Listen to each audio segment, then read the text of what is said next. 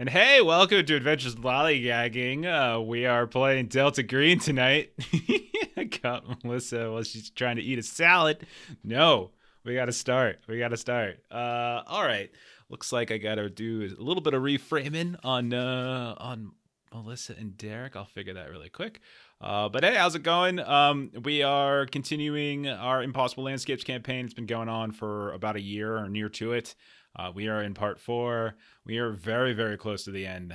Like literally just a handful of episodes remaining until this crazy campaign comes to a conclusion. We had a pretty intense ending of our last episode last week. We'll kind of go over exactly what happened. We'll do some, and we'll figure out where we go from here because things could change pretty drastically in a few minutes. But before we do that, a couple other things we do on the channel, like we play other games. Friday nights have been our Delta Green nights for a year, but Saturdays we've been doing One Ring Second Edition, so you can catch a couple of us there tomorrow. And on Mondays we've been alternating between Ultraviolet Grasslands and our new game, Deadlands, using the Savage World Adventure Edition. So you can see that one. Our second episode of that starts on Monday of next week. You can also catch me and Ashley over playing on a Defenders of Cobalt from time to time. And you can also see me on Garblack Games and Steam Still Murder playing a variety of games. So lots of places to see my stupid, ugly face. Now, with that out of the way, let's introduce characters and let's introduce Chelsea, possibly for the last time. So we're gonna save her for last. Oh, we're gonna save Chelsea for last because it could be the last time we actually get introduced to Chelsea, and we'll kick it over to Long. You're gonna start us off. Tell us who Vessel is as best you can. Agent Vessel, part of the FBI team, used to be the hostage rescue team.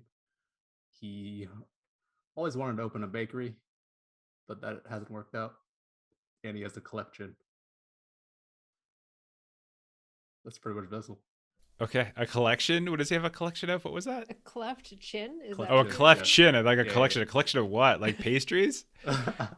Did we know? We didn't realize until recently this whole pastry thing, right? Like this whole bakery thing. I can't remember. I brought it up really early. I feel like it's in there somewhere. I remember when I asked everybody. I've been doing a lot of reflection on like how these things started and like learning how to run Delta Green, because it was the first time we had ever played Delta Green, and boy did we pick a big one to bite off for this first one. But low sound, is it on me, is it John, or is it on like the rest of them? I might have to turn them up a little bit. I'm usually a little louder than them. So let me kick myself up.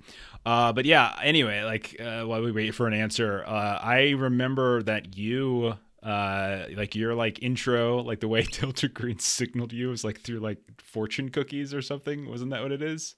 Yeah, Chinese takeout. Something to do with after a casino. Yeah. Yeah. I vaguely remember. Yeah. okay. Mine was a magazine, an architectural magazine. I messed around with it a little bit, John. Hopefully that'll be better. Hopefully it's be bearable. We don't all have the greatest of mics, but we'll do our best. What was yours? Yours was a magazine font? Is that what you said? Yeah, it was an architectural, archaeological. Right. Sorry, archaeological. Archaeological. Magazine. Yeah. I remember like the old like inserts in the magazines that would fall out, and like one of them was like the information. Yeah.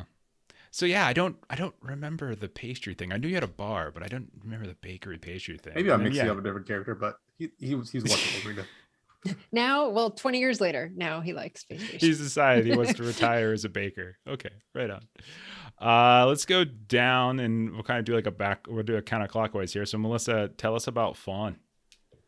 So Fawn, archaeologist, works for the National Park Service. Had been doing like the American like Battlefield Project, was kind of what she had been doing.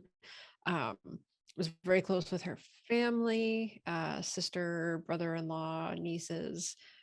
In the interim between some chapters, sister passed away, and the nieces were kind of a focus of some attention in the last chapter.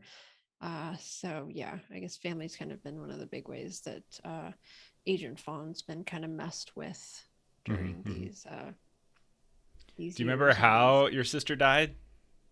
Well, she saw the movie. She saw the King in Yellow in Chicago. Do you remember whose fault that is? I'm sure it was Fawn's fault. No. Ashley, do you remember? Wasn't she on the plane where Vessel carved the sign? Oh yeah. Yeah, there was a chain That's reaction right. of events, but Vessel at the end of chapter 1 took a plane ride, and he still had to do the whole sharing of the yellow sign thing, and so he scratched it into like the side of a plane, so that ended up getting a flight attendant, and then somehow that kind of spiraled towards Fawn's sister. Like it was just sort of like because it was all in the same sort of area, and then things sort of transpired from there. Debbie, thank you so much for those bits. I think that's a reroll, right? Like we haven't done rerolls in a while. Remember that we do rerolls on attributes. So if you're doing like a strength, con, int, etc., or if you're doing a skill roll, but we don't do it on sand and we don't do it on luck. You just have to live with it. So have fun with that. But yeah, so I'll take skill rolls and basically attribute rolls. Okay, then let's go over to album. Or Derek, tell us about album. Yeah, so Agent Album was just your typical physicist, did space things. I think he specifically worked in like, I think it was like space communications. I forget already, it's been so long. He's long since resigned due to the events of Delta Green.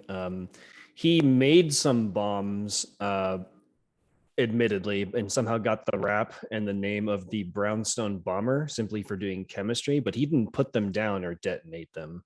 So that's been fun. Yep. He used to be super into a lot of things. I think some of my like understanding the unnatural, investigating, proving the worth, lost all of those.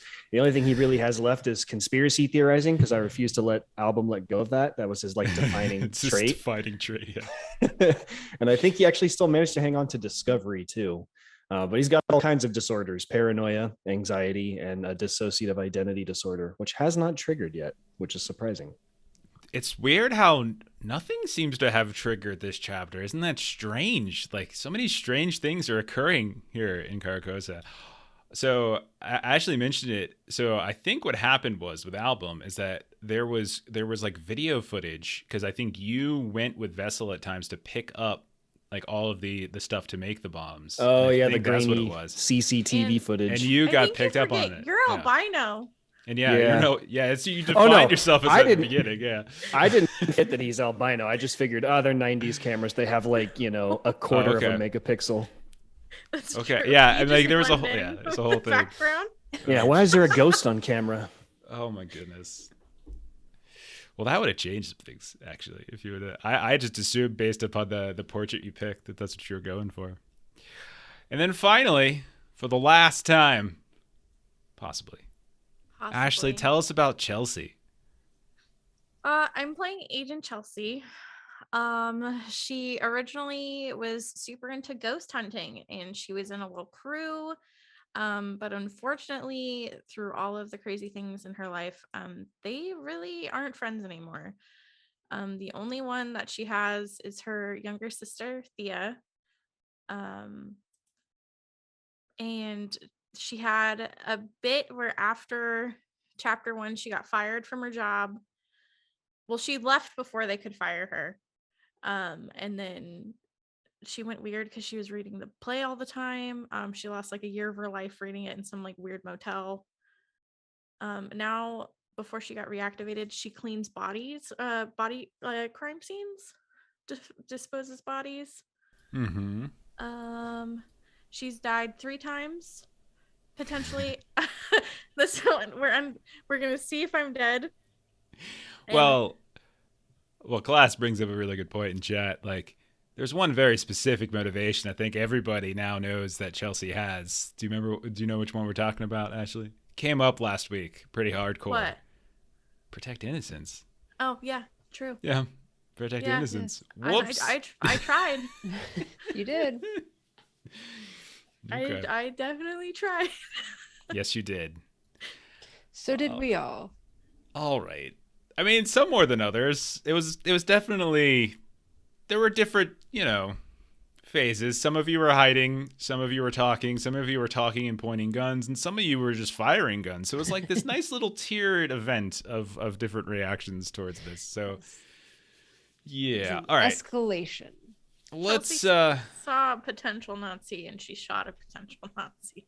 right on. You should watch our Garblack game stream on Thursday nights. We punch Nazis. It's plays. We're playing Nice. Act on Chelsea Cthulhu. would It's fit right in. fantastic. It's so good. We're having so much fun. Okay, so let's do a quick summary then. I'm not going to do the summary of the whole thing, but I will summarize part 4. All right. So hopefully, if you're watching this, you've watched other episodes, and so you kind of know some of the story. So most recently, all of you had spent some time, like you had escaped into what was called the Hotel Brothel Bin, this weird kind of nexus of time and space where people seemed to just get collected, and they couldn't leave unless they sort of wandered through the Whisper Labyrinth looking for bottles and things like that, their own bottles particularly. But you all actually found the bottle of J.C. Lynn's, who is the author, at least that's what they were referred to frequently. And that contained some kind of portal, passageway, whatever you want to call it, that led you potentially to Carcosa, it looks like, as you all awoke on a rocky shore on Lake Holly. At least that's what it looked like. Some of you recognized the ruined city from different bits of evidence that you saw throughout the campaign, whether it was in the Samogina household or whether it was like sort of from a postcard you found in Elias Barbas's home. But you were able to kind of piece together a general idea of where you were. You just kind of explored a bit. At least where you first landed, it was just a complete and utterly ruined city. But you noticed that there were strange things that were happening on the cursory edges of your vision, where things were shifting and changing and shaping in ways. You also began to detect that you have some manner of control of things. Like you put that together, but it's not always reliable, or at least it's very difficult. And sometimes it's not clear exactly what the circumstances are when you think or want something to happen for it to manifest itself. But sometimes, strangely enough, it does. You all wandered out into the lake. Some of you in a boat, some of you not. Album was killed by a giant whale creature that was floating around in the fog that the lake had turned into. You all found his body broken on a street of a much more intact version of whatever this city is. Itil is probably what you all concluded. A family of people who were, you presume, were executed by having pillowcases put over their heads and shot in the head. But they were alive somehow, moving around, pillowcases covered in blood and brain matter, and they somehow healed Album. So, that's fun and nice. Then they disappeared. You guys have been wandering around the streets, trying to get your way closer and closer, because in the distance you see the palace, right? And it was just kind of looming over the city in some way. And some of you feel this, like a pull to get there. Some of you are rationally trying to get there because you're thinking that's the way through. Whatever it might be, you're trying to find your way out. And that giant beacon it seems to be the best case for it. You spoke with an artist, or not an artist, I should say, but a model for an artist that had previously been a statue. You ran into some people who were not so friendly as they were firing guns at you. You tried to save an individual who had like this kind of weird black military uniform on, who said the word Nikritri to you, Nikritri, whatever that means. You've heard rumors. Someone had mentioned to go to the pier, go see Ambrose by the pier, whatever that means, further into the city. And so you've been trying to work your way further and further into the city. Eventually, you made it into what looks like a war zone, where there's just all sorts of fighting going on. Some of it is with recognizable soldiers from historical wars, things like World War II, World War I, etc. And some of it is people in uniforms that don't look familiar whatsoever. But they're all firing mostly antique weaponry that you've been able to find.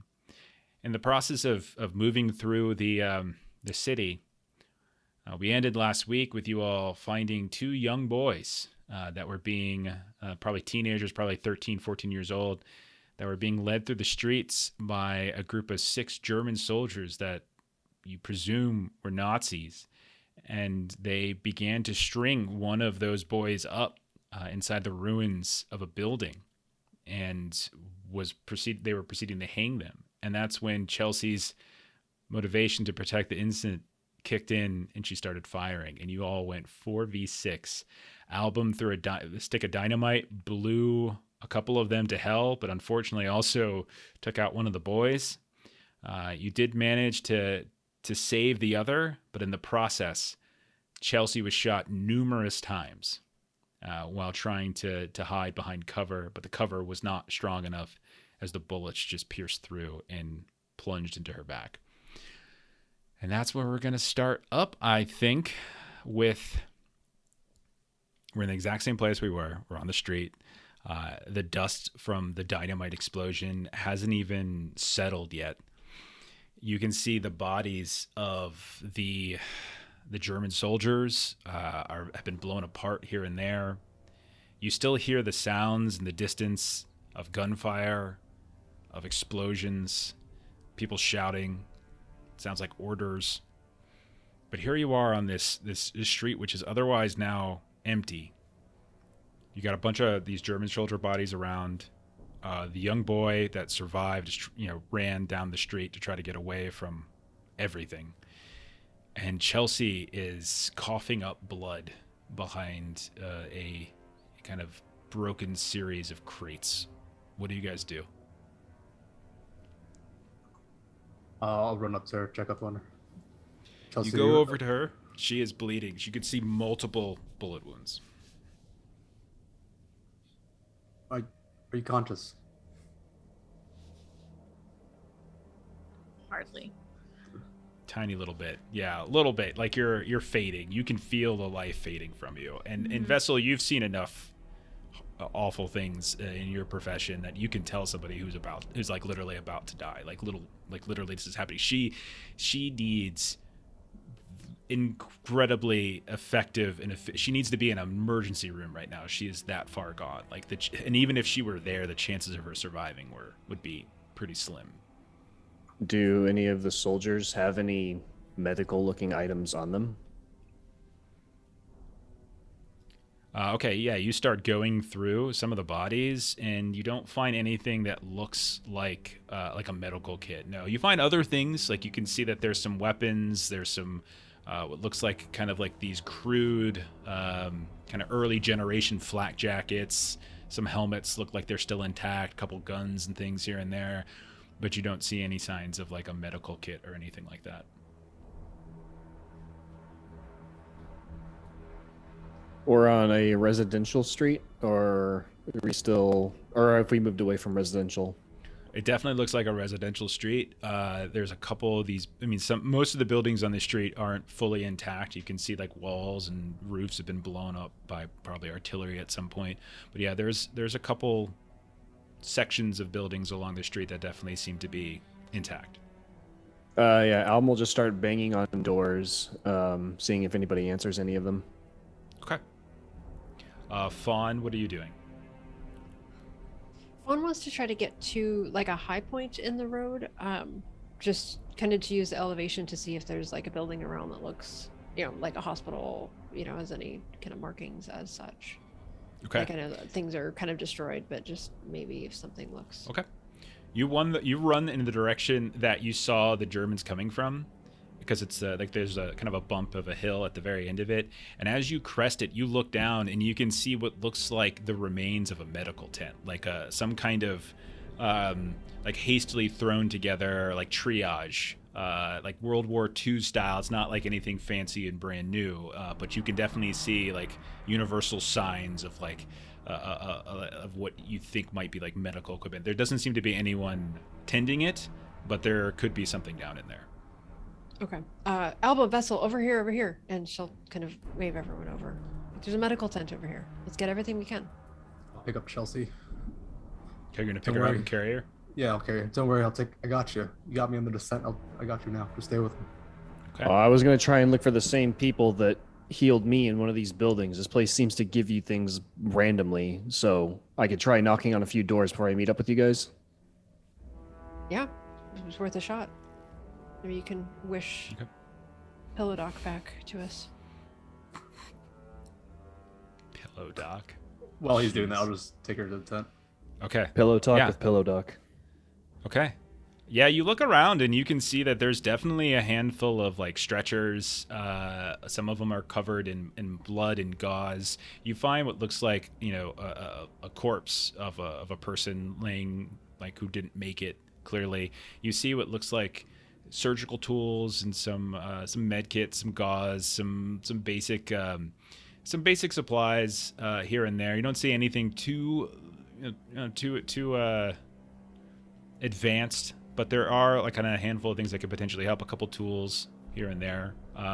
There's saws. There's things to kind of, I don't know, whatever the tools they use to kind of like pluck bullet holes out of people and stuff like that. So any kind of triage tools as you can think of. But again, they're dated. Like it's like mid 20th century stuff. You're not looking at anything that's to turn of the century here. What do you guys want to do? As she's literally like, you see like her face white, blood dripping as you take her up the street. Can you do anything, Fawn? This is pretty fatal. My first aid's not great, but I'm just ripping through stuff, just trying to find, Okay. Pack the wound, all of the, gauze, tape, whatever might Sure. be. Okay, if you want to roll a test, you can do so. I'll give you a plus 20 because I haven't even given you everything. I forget that some games there's a pop-up to like mess with things, and I forget that this is not one of It them. wasn't even Sorry. going to be first aid. Sorry. You can give me a plus 20 surgical test as you're trying to do this, and I will tell you that actually, no, don't even give me a surgical test. Roll a D100. Your target number is 60. Okay. We have one 95. reroll. You can reroll this if you want. You can use that one reroll. Oh, you This want is below kind of 60? Important, so 60 and under, yeah. I mean, it's just like Oh. normal. I will use the reroll. Okay. Oh, my God. Thank you, Debbie. That's a 59. Thank you, Debbie Snacks. It's Okay. 95 backwards, too. This is true. Now I need Chelsea to roll a sand test. As you watch, Fawn has pulled this like old kind of, you think it's rusted, in fact. You're not sure if it's rust or if it's dried blood, but there's some kind of browning on the metal. You're not even sure if this is the precise use for this tool, but she's just digging into your back and into your chest, like just kind of popping out what looks like these bullets, and you can see that she's trying to do all sorts of things. Okay. At a certain point, like you realize, like as she's kind of going through all of the different places where you've been hit, like there's this incredibly sort of massive exit wound, like on your chest, right above your belly button. Like you can see it's a few inches wide, and as as she's kind of just pushing that together, she's just like kind of taking both sides of the wound and just kind of smashing it together and just holding it there. You think like to yourself, there's like, can this, is this like you're feeling better already. You're already feeling better. And like Vessel, you're looking down and you're seeing like color come back to her eyes. It's actually very, very strange. You just hold it together and you hold it together. Fawn, roll a sand test. Yeah, like I'm not good at this stuff. Success. 9 under Holy 18. shit. Let's not do this again. The amount of single digit sand tests. God. And I mean, Fawn, like honestly, she looks like she's dead. You're popping bullets out. She should be in utter excruciating pain from just how roughly you're just popping these bullets out. Like you're taking this rusted, gouged piece of, it could be a broken knife for all you know, and you're just reaching in, and she should be screaming in pain, but she's not. Yeah, and she's just like, I'm sorry. I don't know what I'm sorry. And like, we'll deal with infection later. She's just apologizing the whole time. as you let go of the spot where the biggest and most, and it clearly would have been should have been a fatal wound, you just kind of let go, and you can see the skin has already kind of begun to web together, and you realize that there's these very small and intricate stitches that you're not even sure exactly where they came from, Fawn. You're not sure how the hell this worked. Vessel, Between- are you seeing this, Vessel? I don't know what I'm doing. It's I have Can you no see idea how you're this? doing this, but I guess archaeology has its pros. yeah, this place, I just, Duct tape. When you treat people over a certain age, it's basically archaeology. oh, I'll say, Vessel, you're Oh, there as well, wow. and since Fawn drew you over, Mm. go ahead and roll sand. I failed it. Okay, go ahead and take a point of sand from the unnatural. Like this, you're not exactly sure how this is working. Like this doesn't make sense. This seems unnatural. Like Fawn, you probably were paying more attention when Album was being healed by the pillowcase family, and like maybe that's like you saw like these horrible stitches. This little kid who had no eyes and his head was covered in a bloody pillowcase was somehow doing stitching, and the wound that was on Album's back it severed his spine, for crying out loud. Now he's wandering around and knocking on doors looking for help. It makes no sense. And here Chelsea is. There's multiple gunshot wounds that should have killed her. and kind of remembering that, Fawn will try to kind of peek her head out the door and yell for Album. Like, Album, this is working. Yeah, if Album hasn't come across anyone or found anything, he'll just follow 8 Fawn's call. Roll an alertness test. Success 5. You, as you're knocking on doors here and there, this kind of undulating hilly street, you're looking for any signs of anyone, right? And you start to get the feeling that you're being watched. And as you look around, you do in fact notice that there are these very small, narrow windows that are just above the street level surface, like there are windows down into cellars and basements and things like that. And you periodically catch what looks like a face in a few of them, like these sort of hollowed out faces. They look kind of sickly and starving, and they're kind of peering out at what exactly transpired on the street. They have, a different look than those that assaulted Vessel. They don't look as though they're like deranged in the face or anything like that, but they just look scared and curious, like they're non-combatants that are just hiding and hoping that they're not going to draw the ire of soldiers. I don't think Album will want to mess with someone who's hiding or looks afraid, because that can turn bad. Yeah, he'll just head back to the group. Okay. When you join the tent, you notice that like Chelsea's sitting up. You can see the colors almost completely returned to her face. Chelsea, you can restore all your hit points. As other than what looks like these, like you can see that there's scars from where you got hit. Are It they looks in like the same location as my previous gun wounds, or A no? couple of them are, yeah, Oh shit. but there's some new ones now. Okay. And like, just sitting there, Chelsea will kind of just start laughing, like, and she'll turn and she'll look at Fawn and Album as he walks through the door, and like last glances at Vessel and just be like, we need to get out of here. Yeah, we don't know how. The only way out is through, obviously. Well, I know, And but she'll stand up and she'll dust off her pants. and Okay, yeah. Fawn just sort of looks the blood's down everywhere, at- by the way. She's coated in blood. Yeah. Like, and Fawn's just sort of looking down at the tools that she had, and she'll be like, well, I guess we might need these again. And so she'll just like throw them in her bag and grab if there's anything else kind of sitting around, just grab stuff. Yeah. I was wondering, is there like a healing test I can roll on myself? I've been rocking 1 HP since I got brought back to life. Okay. Actually, no, you're not rocking 1 HP. You're at full health. Oh. Yeah. Dude, Because I'm you were healed by the pillowcase doctor. And I the thought that's what pillowcase brought me doctor- back to 1.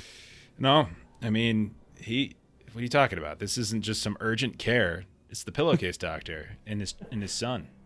Yeah, like as you're asking about it, as you're kind of looking around and you're kind of feeling you're like someone will say vessel, like you watch as Album passes you and you can see the torn back to his shirt where Album took that horrible slash, and there's like barely even a scar left from where his spine was severed. You can still see it. It almost looks like its age is old, but he looks fine.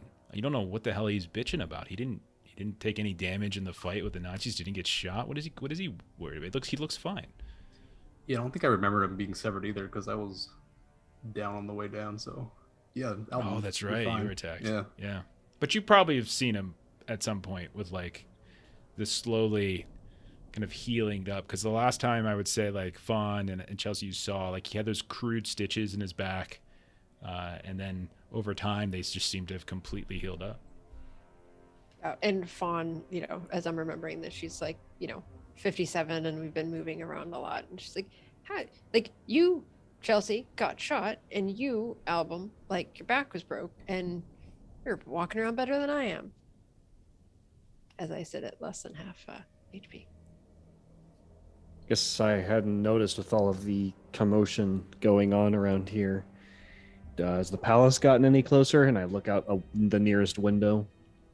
You look out the window just in time to see like about 100 feet in front of you, like an artillery shell smash into a building, and it just utterly explodes. And it's on the other side of the square in which this tent has been set up. You can still see that the palace is off. It's certainly closer than it seemed before. Like in terms of where you were when you kind of woke up from your medical treatment, it does look closer, larger, looming on the horizon of the city. But in terms of where you just were, like when you're trying to save that one kid in the alleyway with the Nita Klichi, not so much. Come on now, we're still in a war zone. We gotta get past this. All right, let's keep going. Okay, who's taking the lead? I can still lead the way. Okay, roll a sand test. Crit fail. Okay, That's more like it. there we go. Wow, no, crit fails are never good. Okay, never good. Not in my game. Interesting. Just see my Viscid group for what I think about crit fails. Okay. So much fun. Okay.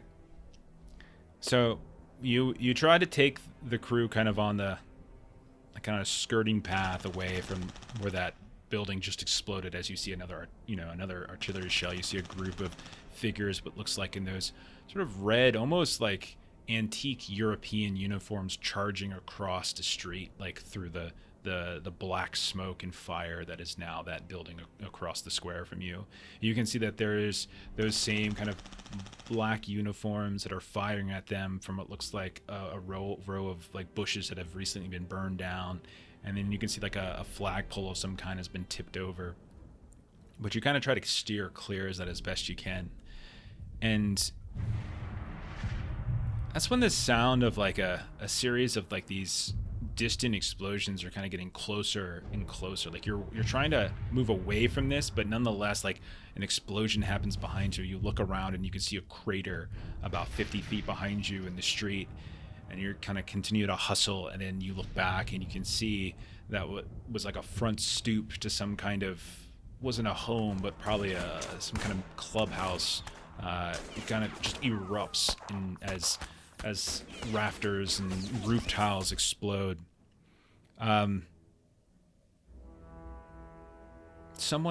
you're pretty sure at this point, like someone is kind of firing at you at your specific position. Like someone's targeting you as you're hustling and running. Like there's constantly like artillery shells that are exploding just behind you, and they're getting closer and closer with each iteration. Just trying to duck and cover, like trying to, kind of move forward, get into a doorway, move forward, get into a doorway. Okay. What are the rest of you doing? Yeah, if something has sight on us, then trying to break the sight would be the best option, I would think.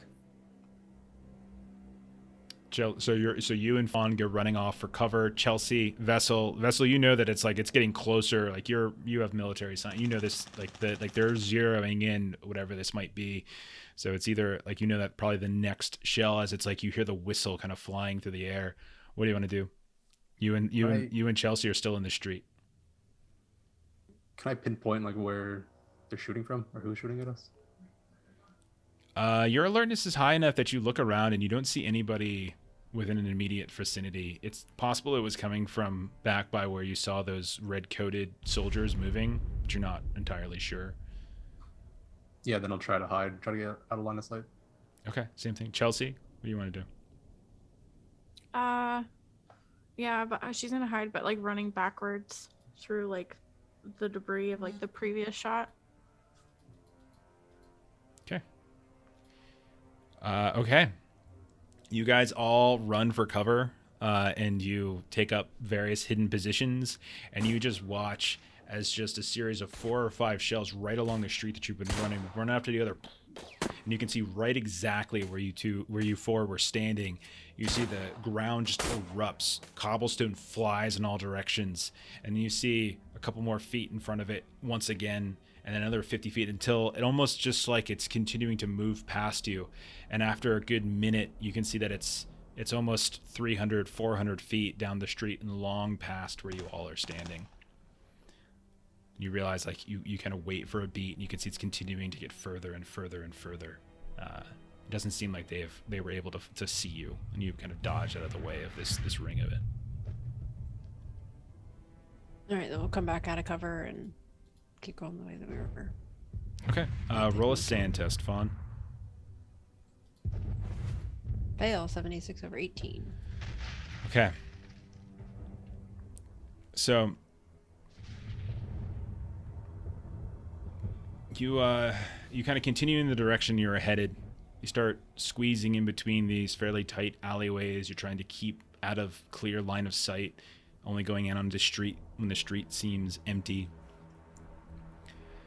After probably another half an hour of moving and ducking, periodically hiding, maybe even sneaking down into, some kind of sunken staircase near a cellar, you hear the sound of just sudden machine gun fire that just erupts. And you look back and you can see that it's not so much targeting you, Fawn, who's out in front, but you see kind of Vessel sort of lingering back a bit. I need... Let's see. Oh, jeez. That scared me. That wasn't me. Okay. This is on Vessel. All right. Vessel, you can make a dodge test, as it looks as though the machine gun fire, Fawn, is targeting Vessel. Geez. As you just see all of a sudden this eruption of these small bits of not like the explosion like the artillery, but these small bits of stone and dirt as a run of the machine gun is just right in the direction of where he's at. Vessel, you see this thing coming out at you, but you're able to quickly dive out of the way. Let's see. Chelsea and Album, both go ahead and roll luck.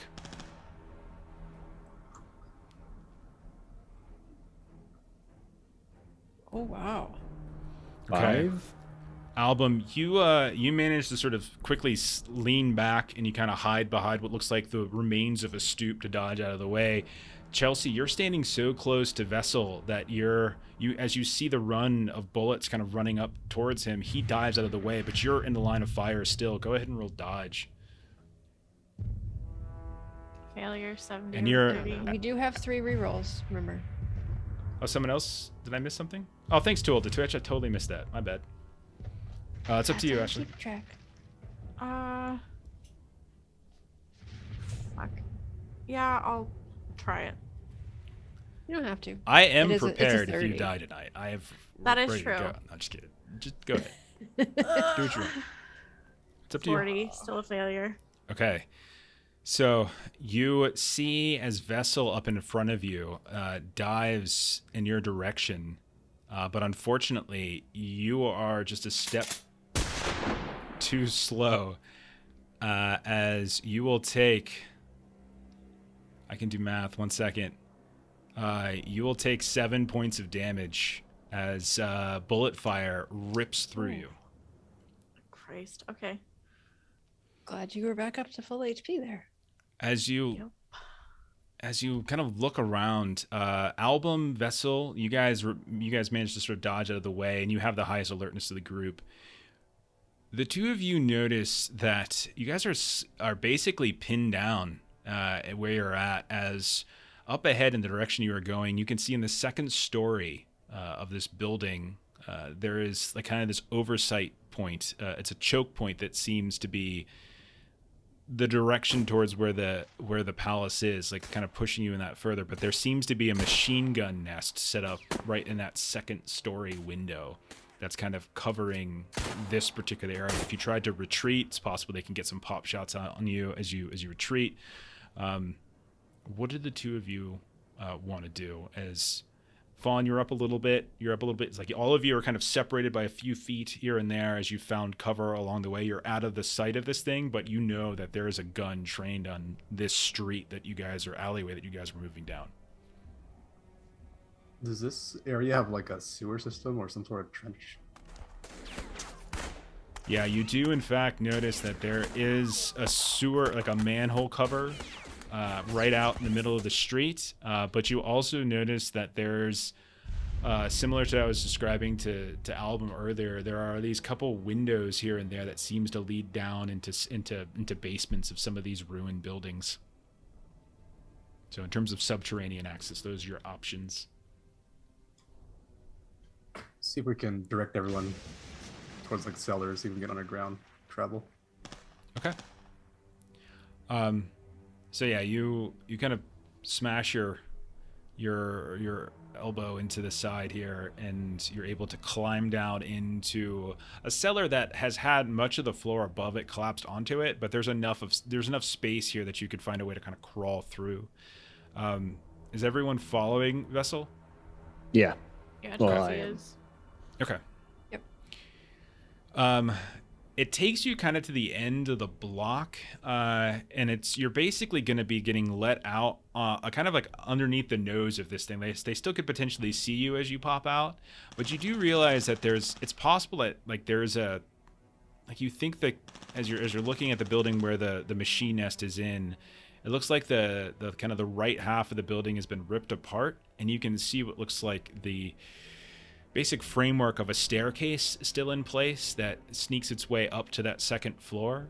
So you could potentially kind of go up and deal with this. You could, or you can try to just make a run for it. So you're looking at essentially a stealth or athletics roll here. Stealth to try to kind of sneak if you wanted to sneak, athletics if you wanted to charge. It's kind of up to you. Yeah, I'm gonna try and sneak up to this guy and take him out so we don't have to deal with him. Okay. You going by yourself? If no one wants to come, I will. One Okay. is not Whoever's particularly going. stealthy. Okay, whoever's going, so that's what you turn around, so you can do stealth. So whoever's going needs to roll stealth. I'd We like have- to reroll that, please. Yeah, go ahead. Okay. 15 success. Okay. So you guys watch as Vessel, like, very carefully, and maybe even one of you is kind of giving him direction, like looking up, seeing which way the barrel of the machine gun is pointing, as you can see just a little bit of it.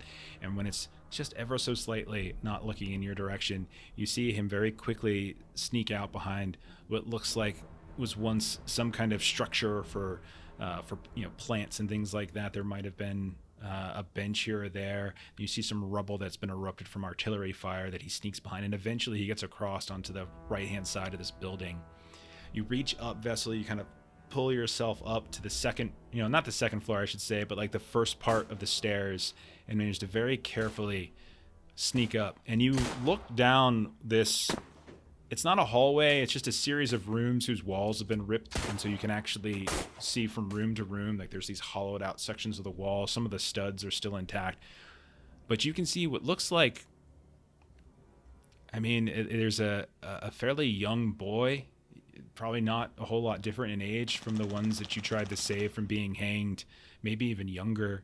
They have this ragtag red uniform on that certainly seems like it doesn't fit them all that well, and they're there, they're looking down. You can tell that they're searching specifically for anyone coming down that alleyway. What do you want to do? They don't seem to have noticed you.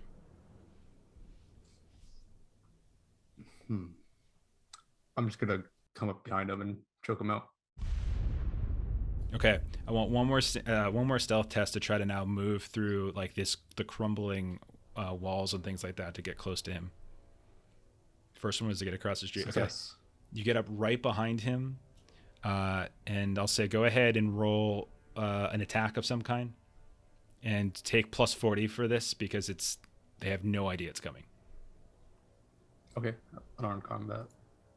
No success. Yeah, so you sneak up behind them, and you don't worry about rolling damage. You just crack their neck, and they just. Oh jeez. You said you wanted to kill them, like right? A sleeper hold. No, I just Or you want to choke them sleeper out. hold? Yeah. Okay, you just want to choke them out. My bad. Oh. You just choke them out, and they're kind of like, and then we'll say they. No, you choked them out. Yeah, you choke them out, and they collapse, and you gotta rest them down easy. You look around, and you can see that there's a fairly old machine gun here, but it's set up on some kind of tripod. There's a series of sandbags and stuff as well that kind of creating an extra bit of barricade. You also notice that there is the kid's got a hand grenade that's kind of dangling in his pocket here and there. And because you didn't kill him, I'm not going to say no sand loss from violence. You picked a peaceful path, so I'm not going to require anything like that. The nade though. Yeah, go ahead and take it.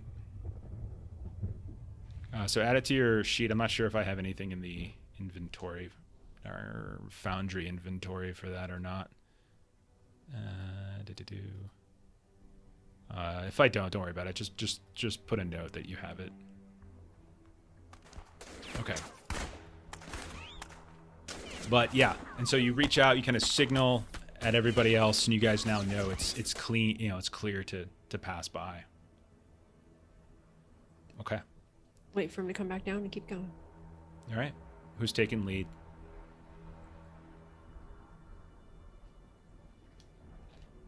I guess Fawn is. It wasn't I so much could. the I plan. have good alertness. I just don't have good combat. Thank you. Okay. So, Album, you take the lead at this point as Vessel climbs down. I'm not sure if you tell them specifically that there's a boy up there that you attacked or not, but you come down, you see he's got a hand grenade that he has, like an older grenade, but it's going to be useful. It's potentially useful, right? So you hop down and you kind of continue your path inward past this little choke point. Eventually, after a little bit more time of travel, Album, you start to notice that you're getting a lot of sort of centralized sounds of fighting coming ahead, and then as if like there's more behind you than there is in front of you, but where there is in front of you is like a very specific point. Like it's not kind of this broad sound. It's all coming and funneling, and you start noticing that the barricades that are set up along some of the streets, the way that some of the buildings have probably been strategically bombed in some fashion or blocked certain streets and squares, everything's just kind of funneling in the direction of the palace. Like you feel like you're making progress, but at the same time there's like this sinking feeling that like there's not a whole lot of choice for where to go. You just sort of, or you continue to seem to be kind of driven or herded or corralled in this one specific direction. You also start to notice that there's, in addition to some of these barricades, you see these tanks as well. You see what looks like these massive chunks and huge stacks of rubble You see corpses, hundreds of corpses of what looks like those soldiers in the black uniforms, the soldiers in the red uniforms, some Russian from World War II, some German soldiers as well, and all manner of uniforms, even some that look possibly like US, maybe British from World War II, stuff like that. It's kind of hard to piece it together. And you can see that the whole ground is just this smoking, almost like mist, and you can just smell like cordite and explosions and the burning of bodies, and it's just this horrific and awful smell. You see these massive craters where artillery and bombs have kind of ruined some of the path forward, and you can see it's a fairly difficult movement in sort of the direction that you're going. It's not easy ground. Everything is sort of this careful, like stepping here and there, or else you fall down one of these slopes. You hear the sounds of like machine guns and rifles nonstop. And all of it seems to be coming from this huge L-shaped building that seems to be in the center of all of this destruction, almost the last remaining building.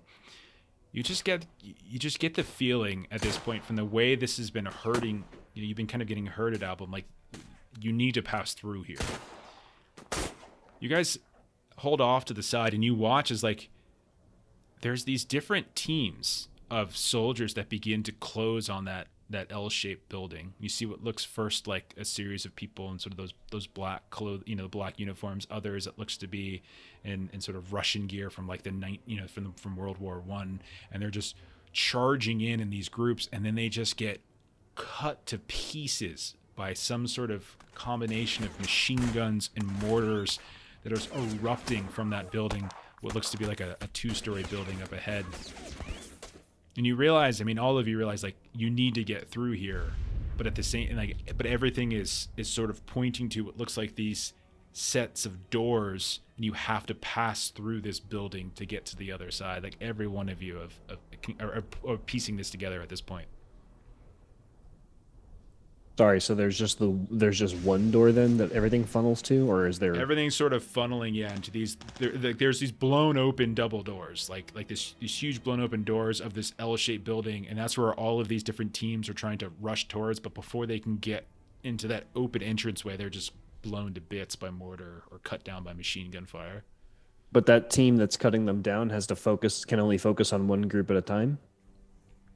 It's hard to piece it together. You have a fairly high alertness, but you can see that there are a significant number of soldiers, of people that have taken up position in various places within the first and second floor of this building up ahead. You would say probably there's at least a dozen soldiers, if not more, that are probably occupying and responsible for this. Album will hold his hand up to the group and just say, okay, we might have to try getting through those doors when the soldiers are focusing on the groups of people trying to rush the doors. I don't know a good way of testing if they'll notice a single person and if they have the firepower to take away. I'm open to other ideas, though. On does have more sticks of dynamite. Do you have more dynamite? And Can we make that throw? Well, and that was going to be my question is, I know we see incoming fire that keeps taking down the groups that try to go through the double door, but do we actually have a visual on where that firepower is It's coming from the building. Like, you can tell that there's multiple people, like at least a dozen within that building, various windows. There's multiple levels. It's not just like it's a 2-story. It looks like there's some setups on the roof. Looks like there's setups on the second floor. So there's no centralization to their location. It's fairly that scattered. Building. It's scattered about that building. But we don't it's have a fairly anything large building. That's building. Are there still Sides, soldiers near us that explosives. we could like get some armor off of just in case? There are hundreds and hundreds of bodies that we were just going through. I mean, if you want to move up and get some in there, there's tons of bodies in the kill zone there. Yeah, but it's called the kill zone for a reason. Yeah. Yes. I mean, there were, but you don't see any that are nearby, and the bodies that you do see are horribly charred and scarred, as if they've suffered. So you don't think there's anything salvageable from them. You do recall seeing like there were some fairly intact, like OG flak vests and helmets back on those German soldiers that were hanging the boys, but Yeah, Did but that we- wasn't the priority to save Yeah. your life. Did Yeah. we pass some tanks? yeah, it didn't look like they were actually functional. That you could Okay. tell. It looks like some of the tracks were blown and stuff. What about the turrets? All I need is to aim it. Okay, I'll tell you. Either make a stealth test or an athletics test to sort of either just rush over there or stealth to just sort of move over there without anyone noticing. Okay. I don't have good stealth. Yeah. Okay. Can I It's too late. He already rolled. So he tries to sneak, but you guys hear the sounds of like sniper fire, and in an instant, you got all of you probably this sickening feeling in your gut that it's targeting Album as he's trying to very carefully sneak over to what looks like a tank that's within relative vicinity. But fortunately, it's not Album's head that explodes. It's this what looks like some kind of leftover body from a charred remains of a Jeep, and the bullet kind of buries into that instead. And Album's capable of kind of sneaking down, kind of crawling on his hands and knees, and eventually you get up and behind the tank. But you realize, Album, someone's got a bead on you, but they missed their shot. Is there a hole in this tank or any way that I can climb in that's Yeah, not through yeah. the top? Okay. No, not through the top. No, there's not. Doesn't it looks like they just blew the track? Doesn't look like it suffered any structural damage on the walls itself. But you do see that the open, the top lid is open, so it's not like you have to spend time. So Fawn it's wants to try opening it up. something, like seeing that first shot come in, and like we can't coordinate this, so Fawn is just gonna do. But what Fawn would like to do is take one of those sticks of dynamite and basically throw it nowhere near the tank, but in front of, so that it would blow up and at least smoke or something to kind of decrease the visibility between where Album is and where the shots are coming from. Sure. Yeah. So you chuck Like a the pile of dynamite. bodies. Yeah, you chuck the dynamite out in front, a couple dozen yards in front. Eruption happens. You can see the debris, dust, smoke, plumes go up. Given Album, and you realize like this is perfect timing. Like there's no way. Like you would have to randomly guess, and yeah, you're able to scramble up if you want and hop down into this trunk. And this tank, I'll do excuse it. me. I'll do it. Yeah, you hop down in here, and you can tell that like it was, it's been abandoned. You don't see any signs of anyone in here. It definitely looks like it suffered some damage inside. You can see what looks like it's possible there was some kind of scuffle in here, or you're not really sure. You see what looks like signs of dried blood on some of the controls. Do you have like some kind of engineering skill or anything, or do you have military science, something like that? What do you got? No, I just figured it's physics and math and aiming the turret, but I have no military anything. Do an int times 5 to try to suss it out, figure out how the mechanics work here. Success 30. Yeah, so all of you on the outside are watching, like, it starts to move and shift and stuff, but it's like like he's trying to figure it out, right? And so it's just like it's moving this way. Yeah. Okay. But you're able to, yeah, it seems functional. You're confident you're not going to be able to drive this thing anywhere, but it does seem like the turret itself is actually moving. Okay. He'll check the little chamber we put the shell in to see if it's got a shell in it. It actually does, in fact, have a shell left in it. Okay. One shell, so I have to make this shot count. From where I'm assuming it's got like a sight hole that I could use to look at where I'm shooting. I have no idea how tanks work. So, I think I think it's the person that sits above and coordinates with the person. I have military in the... science land. Maybe I can get more information on this tank, if he can operate solo or not. okay, like please go ahead and roll it. The problem is that Jeff has no idea how this tank works. But I'll say this, yeah, go ahead and roll that. Yeah, I got a success. I think old school tanks had a spotter that would call down like, this lateral, this whatever. I'll put it this way. You know that if you were in there helping him, this would probably go better. Let's just put it that way. Yeah, I'll use that knowledge, and when the dynamite went off, I'll use that cover to run up there as well. Okay. Yeah, I mean, we'll say the smoke and everything is still working out, and so you're able to kind of use it as cover still. I'm quickly Googling how to aim a tank. How to fire a tank. How to fire a World War II tank. Exactly. I wish Aaron was in our game. He'd be able to help us really. Okay. So really, it's just about yeah. Okay, I'm learning a little bit. Like there's math involved, obviously, getting the right height, adjusting height, simple gear and wheel. Okay. All right, yeah. I think the two of you, I think can put your heads together, no problem. So where do you want to fire this at? I want to fire it at like a critical point at the base of the building that causes it to basically implode. Another entry for the watch list. Yeah. You want to implode the building. Okay. Yeah, so shoot like a critical support beam that causes it to just collapse on itself if it's that kind of building. I'm hoping I can suss that out because some buildings don't collapse that way.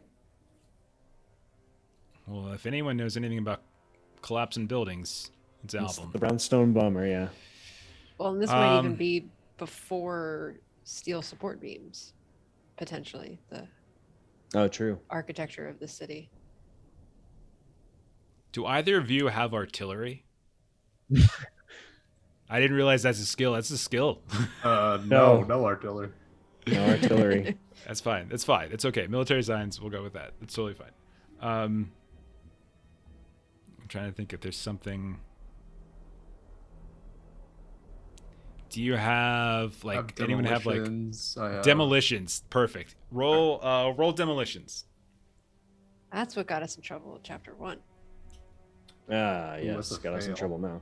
We still, I think, have one more reroll. We do. Yep. Yeah. One, huh? I'm gonna swoop it up. All right. Again. I love bait now, the rerolls and all that important rolls. Yeah, you look at you look down and you look out at the building, and you're not entirely like, because of the shape of it, it's like this long L-shaped building. You don't think that there's any one particular place that you're going to be able to hit it and just collapse everything, but you might be able to collapse what looks like a wing where there's you can tell from here that there's a handful of mortars that have been set up on the roof. And if you take that down, at the very least, anybody trying to hit you with explosives it's going to be much more difficult. You're still going to have to worry about this like potential sniper fire or machine gun fire here or there. They're in some of the windows. But at the very least, the insta-kill lethality shot stuff from the mortars can be taken out. All right, Album, direct me to that location. Take out Album will aim it. Okay. You aim. With all this, I'm gonna give you. You do the math. You're a very smart guy. Vessel's got some military experience. Between the two of you, I'm going to give you an 80% chance to hit your target. Okay? Album, you're going to roll it. I want an 80%. If you crit fail, you miss entirely. Artillery, right? Yeah. I mean, it doesn't matter. It's just a D100 roll. D100. Hit 80 or under. Yeah. Gotcha. Okay. If you crit fail, it's going to miss the building entirely. Why are you going to put that on me? I was thinking about having you explode right in the tank and kill the two of you. Something jammed the barrel. So you guys, so Chelsea, Fawn, you watch from outside the tank as it fires, and you can see this massive shell just, and like the tank itself just sort of shimmies and vibrates as it fires. I forgot to put the headphones on. Oh no, you're deaf now. And then you can see that on like the short part of the L shape, okay, you just this massive explosion, and then all of these mortar setups on top just begin to sort of collapse as one after the other. They start to slide down like it's the Titanic tipping over into the ocean, right? And they just slide down. People are hanging from the edges and letting go. Ah! Wilhelm screams as they fall down into the rubble. And you've taken out anyone that's shooting. You've taken out the mortars. Nice. Are there any helmets in this tank? I like it. Derek's asking the right kinds of questions. Yes, there are. There's one. Album's gonna pick the helmet up. His ears are ringing, so he's doing like that thing from Archer where he blows his own eardrums out and he's like, ah! But he holds the helmet up and says to Vessel, can't you like put this on a stick and trick the sniper and like make him fire at the helmet and then you run? Because it's got to be a bolt action, right? Everything here is old. Yeah, that's true. That's good thinking. But how about you protect the brain that's actually making those thoughts? I'd rather make him miss a shot and then wait for him to reload and then run to cover. That's a good point, though. We need more helmets, but there's more than one of us. Yeah, let's get going. Okay. So you climb back out. You climb back out of the tank. We'll say that the last embers of that, like the dynamite that fallen through, are enough to give you cover to get out and get back to the group. You have this helmet with you. If you look in the items directory, you can actually see steel helmet. You can take it and put it on your sheet. It does actually have stats. Read it, because the armor doesn't actually apply to every type of attack. So take a look at it. I didn't make it up. It exists. That's how it is. Okay. So you're back together. You can see one part of this building has been utterly destroyed. The mortars have been taken out. You still realize like there's kind of pandemonium going on the second floor and on the rest of the roof of this building too. You can see that there's other groups that have been trying to take advantage of this massive explosion, and they're moving up and they're getting taken down here and there, but it's not as quickly because you don't see any of these massive mortar shell explosions that are taking them out. And you can see lots of groups are slowly in waves moving up, and they're firing, and the others are firing down, and it's more of like a give and take now. You know, for every group that moves up and is wiped out, you know, there's like one that might get hit or something like that that's up in some of these sniper spots. What do you want to do? Fawn's gonna look over at Chelsea and say, I think we need to book it. I think we've gotten as much cover. Well, hang on. We could play cat and mouse. We still have to worry about the sniper, I think. We could play cat and mouse. I looked on the inside of this helmet, and it says that it's only good against people beating you up.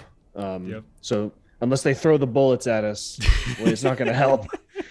So what I have an idea of is who has the bolt action rifle? Wasn't that Vessel?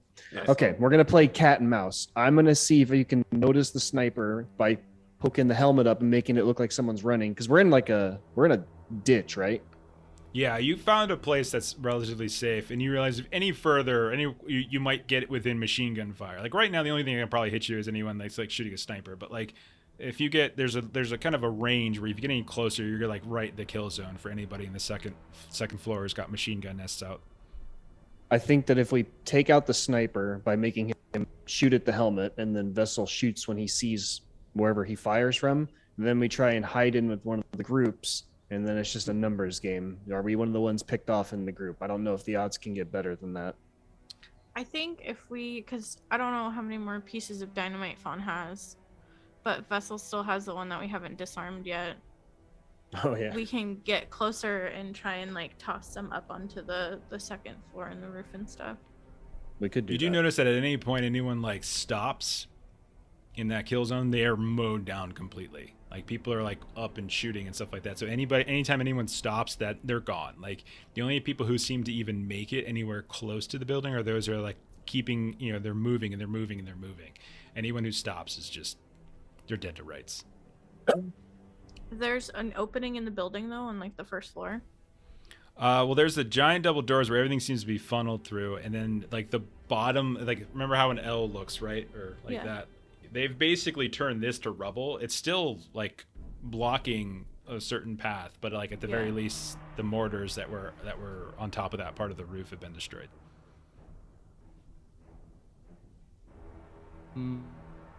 So these snipers like are in the same building. Yeah, you can't really get a pinpoint on all of them, but like you can see that there's multiple windows. People are firing into these windows. There's some machine gun nests here and there as well that you can see, just like the one that you saw the little boy with. right. I'm willing to try to pick one off, but after that, it's free for all. Okay. So you're gonna do Beth, the whole how many like. sticks of dynamite would you say that I had? Because I think we've used 2 so far. Like Yeah, one on the soldiers hanging the kid, and then one just now. yeah. Like I thought I it might didn't have give been. you a number. I don't have it written down. I thought it might have been. Thought it was like a bundle or something. Yeah.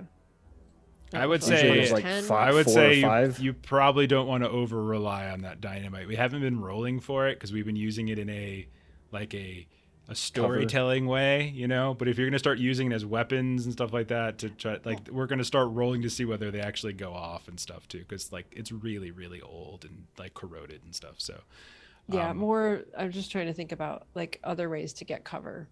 So like kind of continuing to do where like there's sort of some smoke. We're moving. yeah, it smoke under. is not cover. Smoke is just it's just opticals. But if you're running in the same direction and you're in a wide open area and there's smoke coming up, like they can still train all their guns right where the smoke is and take you out like on luck too. So like there at some point, like Long's right. At some point you just have to book it. It's just a question of when do you book it. So if one's gonna just turn to the group and just like, is there anything that we've passed that could be like shield? Like. I don't think there's any shields that stop bullets. Yeah, just use the soldiers in front of you. We just gotta get going.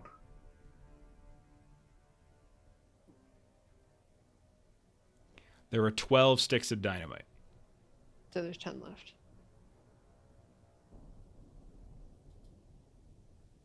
Okay. So, what's the plan? Yeah, I was saying just we'll try and take one out and then just get running, like time it behind Okay. other groups. So the one that sniper that was like tracking Album as he was trying to get in the tank. You're gonna do the whole like hold the helmet up thing. Yeah. Okay. All right. You got your gun ready? Yeah, I'm Vessel? ready. All right. Your alertness is so ridiculously high. I'm not going to require you to roll it. Okay. Holy crap. Okay. You hold the stick up, and you immediately, within not even a second after you have the stick up, you feel your arm almost get ripped off as the force of a bullet goes right through. I crit hit on this, actually. I rolled a natural one on this shot. Wow. Destroys the helmet and nearly rips your arm off in the process of doing it just from the sheer force. Take one willpower away, Album, just from the exertion of your arm ripping backwards from the force. Vessel, take your shot. Jeez. Natural. I got a 1 out of 100. Wow. At least use the crit Oh. on just the Oh, helmet. I missed. Okay. You Damn. fire in the direction where you sort of you time it and you look for like a muzzle flash or something like that, and you shoot right at the window where you think the sniper was shooting from, but you don't think you got him. It's old weaponry. It's not accurate. Okay. What's next? Oh gosh. It's right there, guys. That giant open door. You just got to get through that door and you're closer to your goal. Just have to get through it. Yeah, there's the rub. I'm ready to run. I don't know about you guys, but we just gotta time it with these groups. Yeah, swimming and running, my best skills. I know. Imagine if this was a lake. Albert would be screwed. Okay. So, are you running, Vessel? Is anyone yelling anything in like a language I can identify? It's mostly Tartessian that you hear from time to time. Sometimes it sounds like it's Russian or German. It really depends upon like the group of soldiers that sneak up.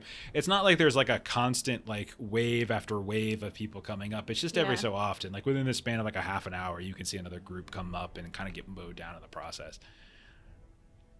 So if we But make yeah. the run, Mhm. sorry. No, go ahead. So if we make a sprint, I'm assuming it's either going to be Dex or Athletics. It's actually going to be San. Oh, Oh, okay, great. yeah, because this is a crazy idea. That makes sense. Yeah, I guess we'll just. You pair up guys, with another group. the three of you combined only make up my sanity. I don't know if this is going to work out very well. I'll tell you, I have absolutely removed as a consequence the possibility of you taking an attack from artillery. Now, an artillery attack is a 15% lethality attack, which means if I roll a D100 and if I hit 15 or under, you're dead. If I miss, it's not like I have to roll to hit. You just take the attack. Then I take the numbers from the D100. If I miss and I add them together, and that's how much normal damage you take. That's off the table now because of what you guys did with the tank. So you've made this much better than it could have been. Much better. I guess we run to the hills. I'm ready to go, so I'll start off. I'll charge after We're all going other together. groups. Okay, you're gonna go together. Should we fan out or spread out so the machine gun fire doesn't have to be focused? Great question. I feel like, yeah. And Serpentine. Yeah, spread out in serpentine. Exactly. Is there another tank nearby that we could get into? No, there's no tank. You're not driving a tank through this. Yeah, there's Making 4 sure. tanks. We can just all drive one. Like everybody Sure. in your own The tank. tanks are the There's not checkpoints. a tank. Let's We quick go. save every tank. You guys got the fact that you got a tank to begin with and all that. Shell true. Let's not push it any further. all right, we're I like it running. though. I appreciate the moxie. That's great. We're fanning out. We're serpentining, Okay. and just Fan out and you serpentine. Everyone roll a sand test. I am not sane. Failure. All 4 of us Everybody failed. fails. Okay. As you guys begin, you begin to fan out. You kind of look at one another, and maybe someone gives a hand signal, and you just start to run, and you go. And as you do, you feel the ground itself almost begin to accelerate you forward, like you're on like an airport walkway that is just moving you faster and faster than you realize. You can see that around you at the corner of your eyes here and there as you're serpentining and shifting around, whole bits of rubble kind of reshape themselves in just the perfect way to allow you to quickly duck behind as machine gun fire comes down, as if Carcosa itself is just adjusting, shifting ever so slightly to protect you as you run. You get about halfway in, you get into the range of where the machine gun fire is coming up, and you look around and you can see everyone's somehow managed to find cover where there was no cover before, whether it's a pile of rubble, whether it looks like there's a kind of a half bit of wall that fell down and that you didn't see before, or this old burnt thick tree that just seemed to materialize out of what you thought was just dust. Everyone go ahead and make another sand test. oh boy. I succeeded. Yeah. Chelsea, Failed. Vessel, Fawn, all of you run like the wind, and again, the ground just seems to accelerate and move you forward. You see a bullet, almost slow motion, kind of erupt on the ground in front of you, just as this small bit of rubble comes up from the ground to block it from hitting your foot. And the 3 of you manage to make it into the underpass of that tunnel. You look around and you can see Album as he's just kind of sitting, squatting, standing behind what looked like some kind of bit of rubble. Album, you try to focus and try to move, and your legs are moving, but Carcosa just seems to shift in a way that doesn't help you. And now it's the opposite. Every step you take, it's as if you haven't even traveled a foot. Roll a luck test. Oh no. Damn it. This I is- got all this is- excited. 52, Okay. I failed. Okay, roll a d8.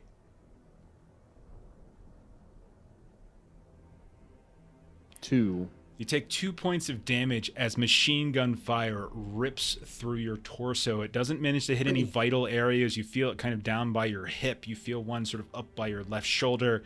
It rips through you. It hurts. The pain is searing. Go ahead and make a sand test as you try to push forward. The rest of I you failed. Okay, unnecessary. As you're able to this time kind of focus, or maybe it's a lack of focus. You're not really sure, but Carcosa seems to sort of give itself over to you for a moment as you're able to run and move and progress is made. And before long, all of you are underneath this doorway, this large arched doorway in the side of this building. You can hear the machine gun fire, the mortar still beginning to explode around you. And you just push and you push and you push through what originally is sort of like a tunnel as opposed to a doorway. And you reach out and you see like this array of these destroyed tractors and other types of large like farming equipment, which looks to have been some kind of factory at one point. It looks like there was like an assembly line structure off in the back that has been ripped to shreds, and you just continue to run and serpentine through all of these broken pieces of equipment. You hear the machine gun fire, but you don't hear like the blip and the clink of the bullets on any of the devices near you, as they haven't turned around to fire at you as you pass by. All of their setups were pointed towards what was in front, and you just continue to run and run, and it's 20 minutes, an hour and a half before maybe you stop running, you start moving, you're deeper into the city now, and the sounds of bullet fire and explosions and artillery fades. As you have... Thank goodness. All right. That was... We made it. You have indeed. Stressful. It's Well, amusing that the whole campaign has been beating down our sanity, and that's a good thing because you need apparently to fail some sand tests. Isn't that awesome? Like, I think it's Yeah. great. Like I think it's so cool. That's why I said in the beginning, it's kind of a twist. Like it's been Yeah. revealed. I actually picked up on it last session where like progress was made. I mean, I can say it now because you've passed that point, but like progress was made through like the first like leg of the city. Well, after the lake, but like through the next part. Failing sand rolls was necessary to pass through. It's I love Yeah. that twist. It's so cool. Okay. After some time, like, I mean, like you guys were literally just in a terrifying war zone. Yeah. Album, you're bleeding from 2 bullet wounds. Chelsea, you have blood soaked into your clothes from where an exit wound the size of a grapefruit was stitched up purely from fawns smushing the sides of the wound together. Vessel, you were attacked by some sort of strange remora-like creature that was following in the wake of this flying whale. But as you push deeper into the city, signs of combat diminish to the point where it's gone entirely and the streets are quiet. Signs of rubble are almost non-existent. They seem clean. You don't even hear the echoes after a certain point of the artillery itself. As you're passing through, you can see that these furtive figures down streets and alleyways occasionally peek out, but they quickly run away whenever they see you. None of them even remotely getting close to you. No one seems like they notice you and they run away. They disappear, and you realize they're too far away for you to catch up. You can see that there's definitely a presence here. Like there's people living, has to be, in these buildings, because you see thin plumes of smoke creeping up from chimneys. You even see like relatively neat piles of refuse that's been stacked here and there at crossroads and in corners out of the way. Occasionally you see like this yellow scarf like drifting in the breeze over top the cobblestone. And as you look up, you see the palace is indeed much closer. It hangs over the area like this giant eye, and that light that you saw at a distance, it is much clearer now. This orange flickering in the window of one of the upper story rooms. You can see that there are 3 buildings that stand out in this area, one of which is the palace. You notice that there is some kind of elaborate structure that reminds a few of you, especially those of you who have spent time in big cities, of like an antique museum, like a natural history museum, massive public library, like that kind of large box-like structure intact. Different from some of the Victorian type townhouses and homes you see on some of the streets. And you also notice off to your right as you're passing by a crossroads, you can see a huge wooden building that seems to be built out on a pier overlooking a lake. which you presume is Lake Holly. And you also notice that there is some kind of peculiar structure on top of it. It's hard to pinpoint exactly what it is. It's some kind of strange contraption or machine that even at this distance that you are from it is very noticeable. It almost looks circus-like, carnival-like in its construction. What would you guys like to do? I feel like getting on the other side of that, like, fawn is just like gonna like just give Chelsea a big hug. Just like, you were shot and you were dead and then you weren't, and then we ran through like all of the battles of history, like happening all at the same time. All that's left now is the party, according to that poem. That's next. And Ambrose at the pier. Let's find this fella and get there. Kind of like laughs and hugs you back. Just she's surprised she's alive. Okay, so you guys are going to the pier? Is that what you said? Mm-hmm. Okay. We are looking for Ambrose. All right. So, you start heading in the direction of the pier. Things don't seem as complicated here. There's still some of that strange flickering in the sides of your eyes every now and then, but there is still a basic structure to the streets, almost reliable and predictable in some ways. But you head over in the direction of that huge wooden building on the pier jutting out over Lake Holly.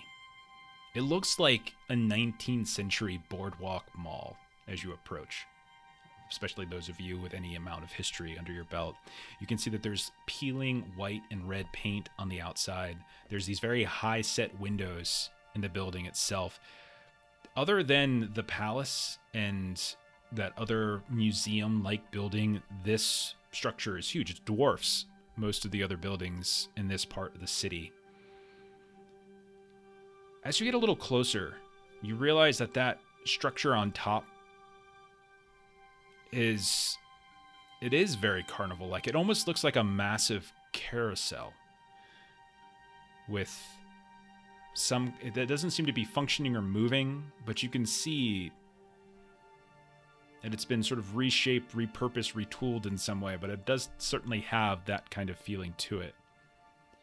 From the pier, as you walk out on top of it, you can feel like the wood on your, underneath your shoes. You can see a very, very slight current to the water. You look back and you can see that the palace is just perfectly framed in mist. And as you get even closer, you get over to sort of the double doors of this mall at the edge of the pier, and you peer around, and that's when it dawns on you that from this angle, the palace looks exactly like the postcard that you found inside of Elias Barbas's home. Exactly like a photograph. But you can see a large set of double doors seems to head inside.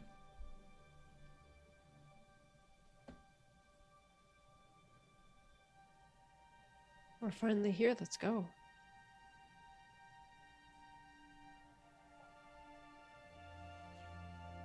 Who goes in first? I guess since I spoke first, I'll go. Okay. Maybe? Fawn pushes the doors open. They creak. You can hear the sounds of what seems like dripping here and there. Water dripping from the ceiling. You can see like all around you, there's these bits of these pools, these puddles on the ground here and there from like 2 stories above, these long drips. Some of them are hitting rafters. Otherwise, it's a fairly vast and kind of airy feel to the area. Like there's light coming in from those high set windows, and you can see that there are machine parts that have been piled throughout. Some are clumped together into groups. You can see like one group looks to just be a stack of various bits of bronze metal. Another just looks like cogs that have been stacked together like they were tires in a junkyard. You can see another just looks like this huge stack of hinges, another of screws, another of bolts, another of nuts, this very meticulous piling of these different machine parts. As you start moving a little bit deeper into the structure, you can see a trail of lights, like candlelight or lantern light here and there as you're weaving in and out of some of these stacks. Fawn actually wants to look at some of the machine parts because we've seen some machines. So we've seen like gears, because like the girl had gears, and then we've also seen machines that were in the house. So kind of just trying to look through some of the machine parts to see if anything seems at all like things we've seen. Okay. Roll a search.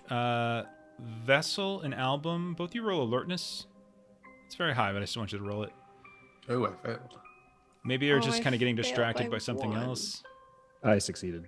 Album, you notice on the other side of this area, there is a red-robed figure that seems to be rapidly moving through all of these stacks of equipment. They're carrying, it looks like, this Chiquita banana box.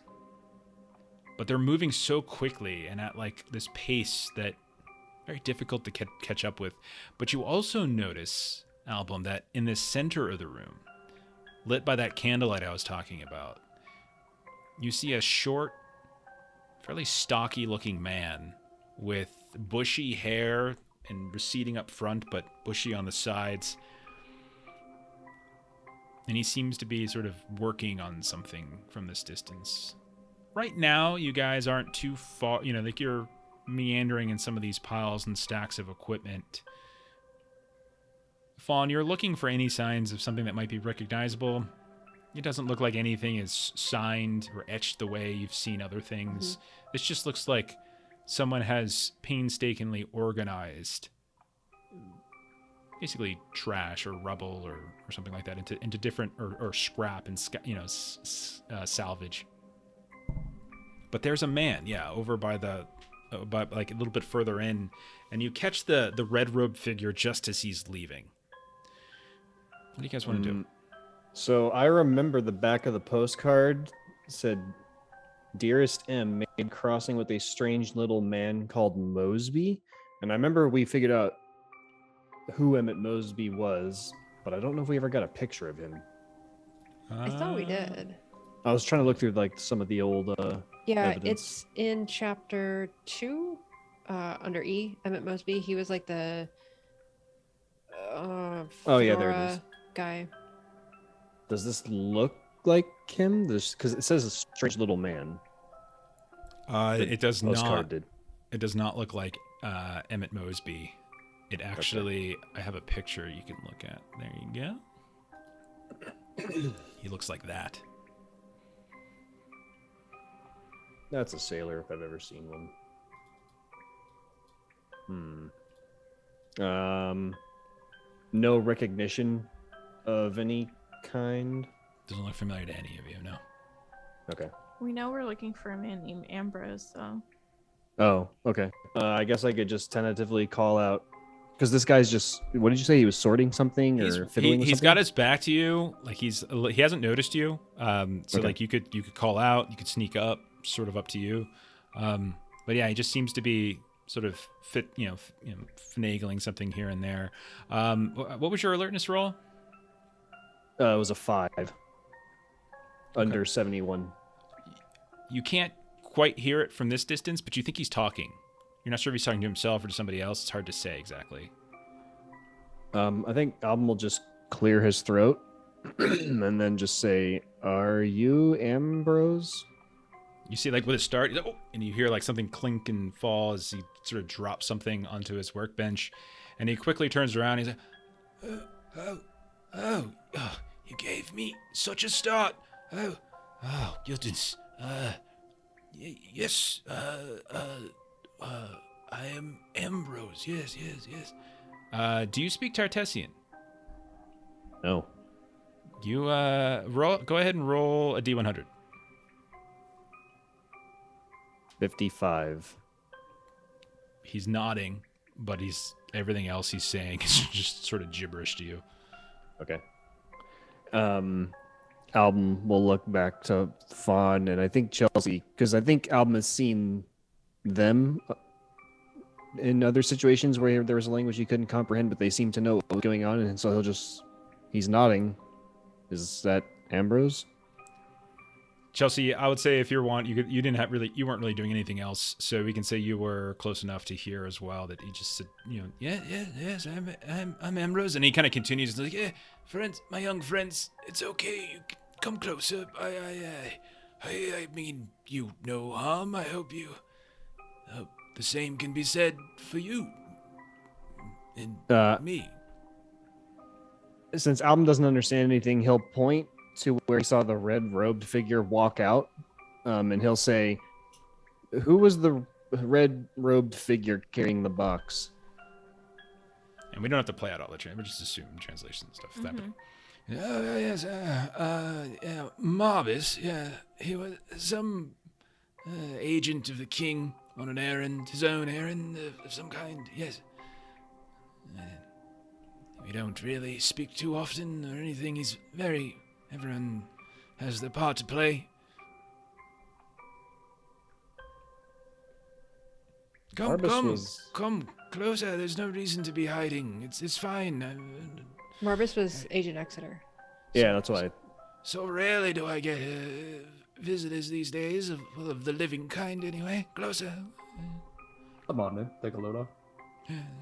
Fawn wants to do as she did in an earlier chapter and follow Marbus. He's already gone. He was moving so fast and too far away from me that you couldn't pick up on him. Okay.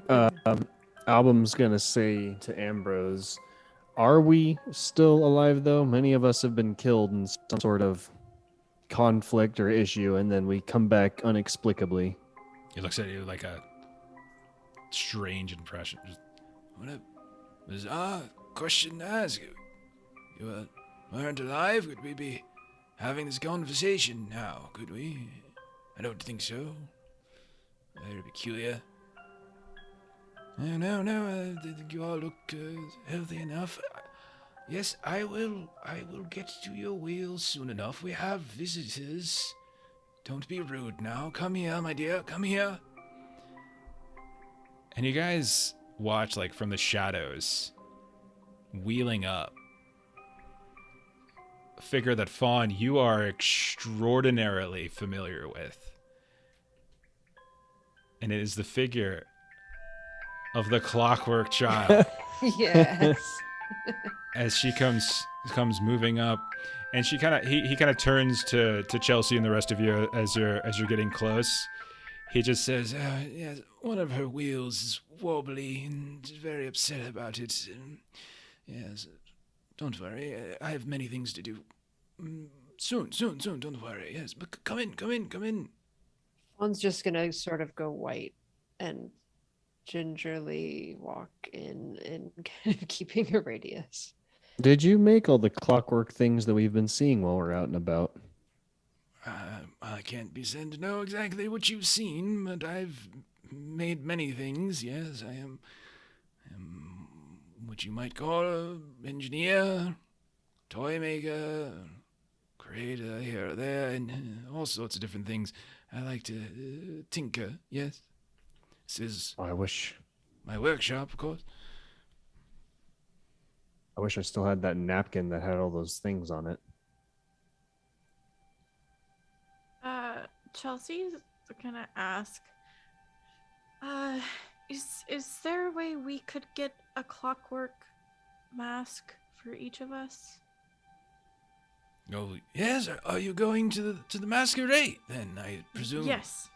Oh, wonderful. Yes. You need costumes and masks and invitation, of course. I'd be delighted to help you. Yes. I have so many ideas. I will make masks for you that will be the envy of everyone at the ball. I would greatly appreciate it. Yeah. How long do we have until? Oh the well, event? everyone goes to the event. It's tonight, of course. Starts tonight. Yes, yeah. You, Yeah, you look at could him. get 4 done by tonight? Of course, I am. Yeah, I'm quite well stocked, as you can see. Yeah, I have a few errands and certain things to do, packages to pack and get them shipped off and such. But I'd be glad to help you. If you help me with that, I can get them done even quicker, perhaps. We would be willing to assist you.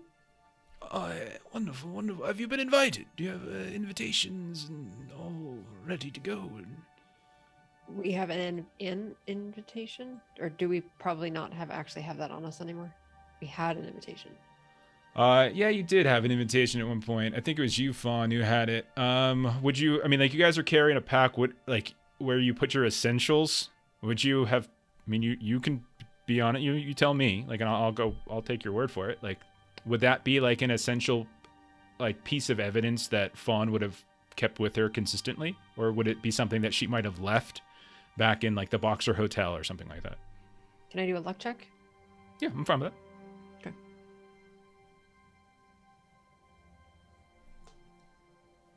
Nope. Yeah, you go like looking around in your bag to see if you have it, and you probably left it in one of the folios on a bed of the Boxer Hotel at some point. I thought I had it.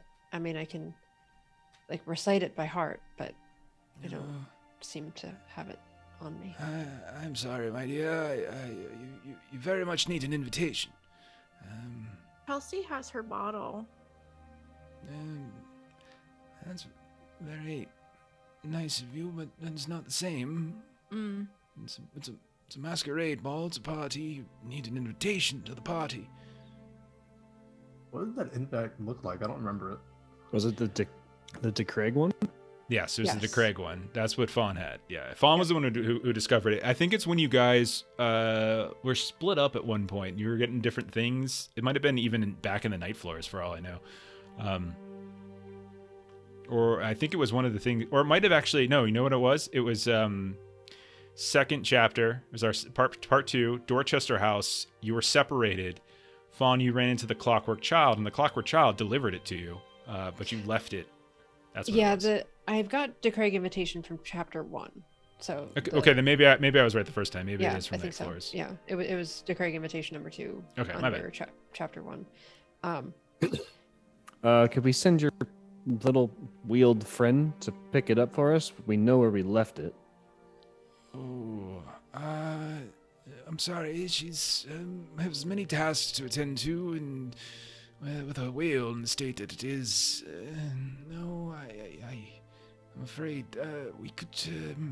There is a scribe in the Gallery of Shades. We could take you to, but I don't think that you can create merely repurpose, copy. You'd still need your own to start with. But I can take you there, should you find one. I know what it says, and I remember what Yes. the paper looked like.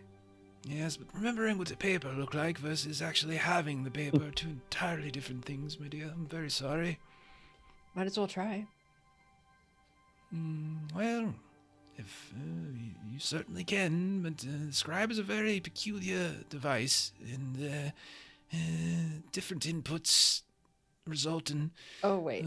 Oh no. different outputs. We don't. Yeah. Do we want to deal with the scribe again? The scribe didn't The hurt scribe us was as far as I fine. remember. It was the lion. Mm-hmm.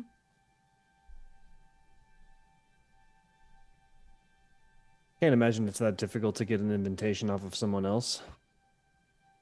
Oh yes, well everyone here in the Secret City, they most certainly they attend the ball every night.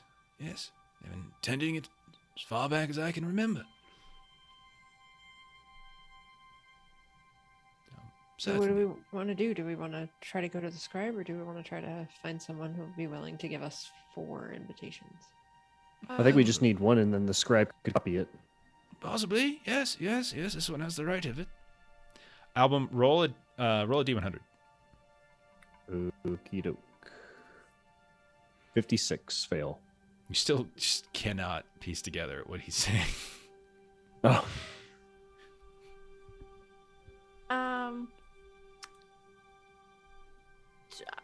Do you know where Mr. Wild is, Ambrose? Mr. Wild, no, I'm afraid I haven't had the pleasure. No, I haven't seen anyone, well, other than my friend here, in quite some time. You are the first visitors in a while. It was, what was her name? Abigail, yes, the young darling girl, Abigail, and, that man, what was his name? Emmett, yes. But they left for the palace, some time ago. Yeah, I haven't Today? seen anyone other than that, and then mob is, of course, sometimes people come, fetch things. Sometimes I have to send packages out. Yeah, mix of both. Well, why don't we take your packages, deliver them where they need to go, and maybe along the way. we'll find someone. No, I'm very sorry. You can help me pack them, yes, but delivery is that is taken care of. Yeah. Okay. You aren't able to get us an invitation, Ambrose? No, I'm very sorry that it's not something I can create or acquire for you. I am more than happy to make your costumes and the masks that you requested. I have some fascinating ideas. I've been very interested in trying to recreate certain animal features, and in my most recent designs, I've been able to make the masks themselves have functionality. It will be the envy of everyone who attends the ball. I guarantee it. You'll be enamored with them.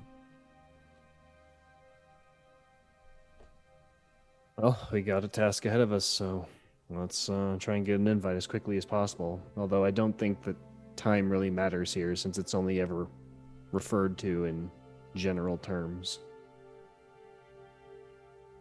Well, I need to go to the preparing room. I have a few packages. You said if you assisted me, I could get to your mask creation even sooner. Yeah. You said you would help. Oh, wonderful, Yes. wonderful. Yeah. wonderful. So he leads you to a different part of this like fairly large factory area, and it's kind of a huge room that he leads you into. Tables, shelves, and what very much looks like assembly areas.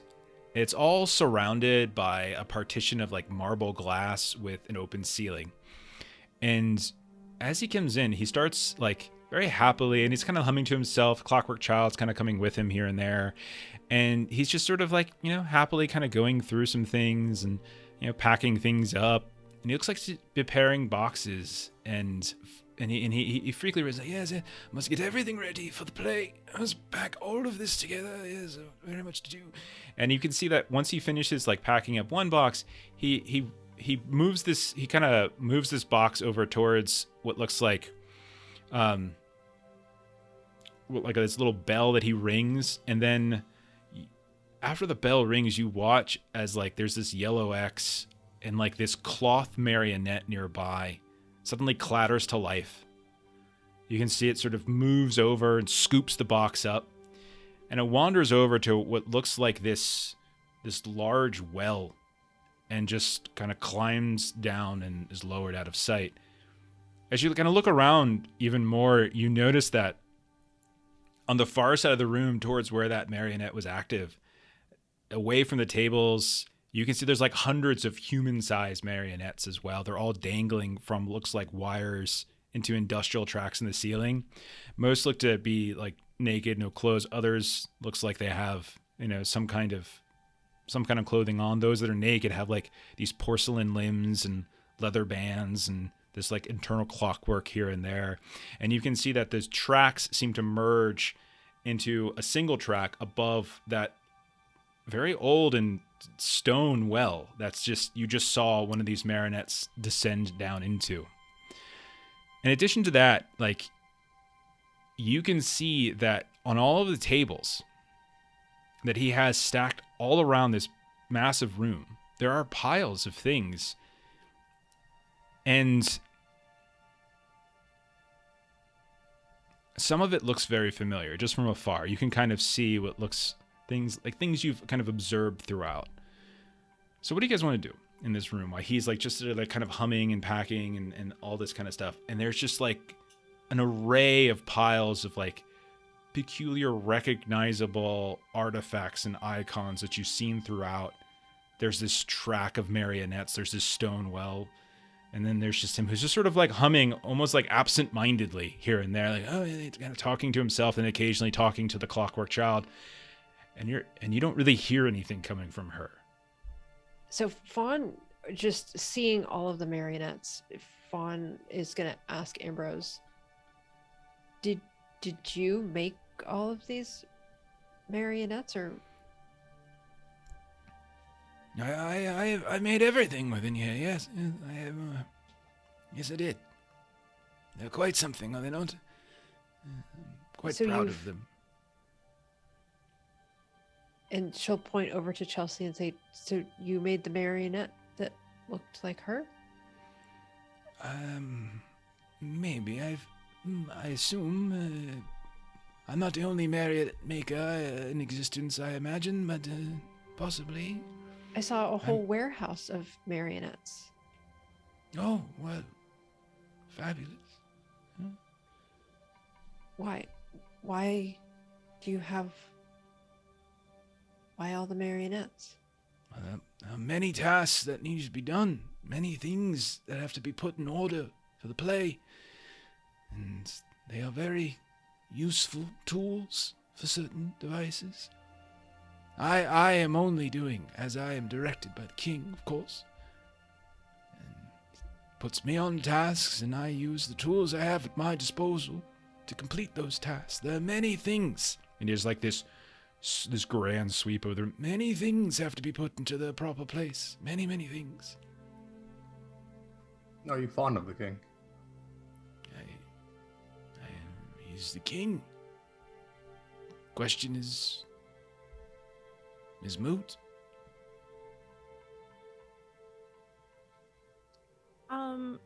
Chelsea would like to search through, like, not obviously, but like look around and see if there's any chance she can find an invitation in the piles of, like, especially the things that she can recognize. Roll a d10.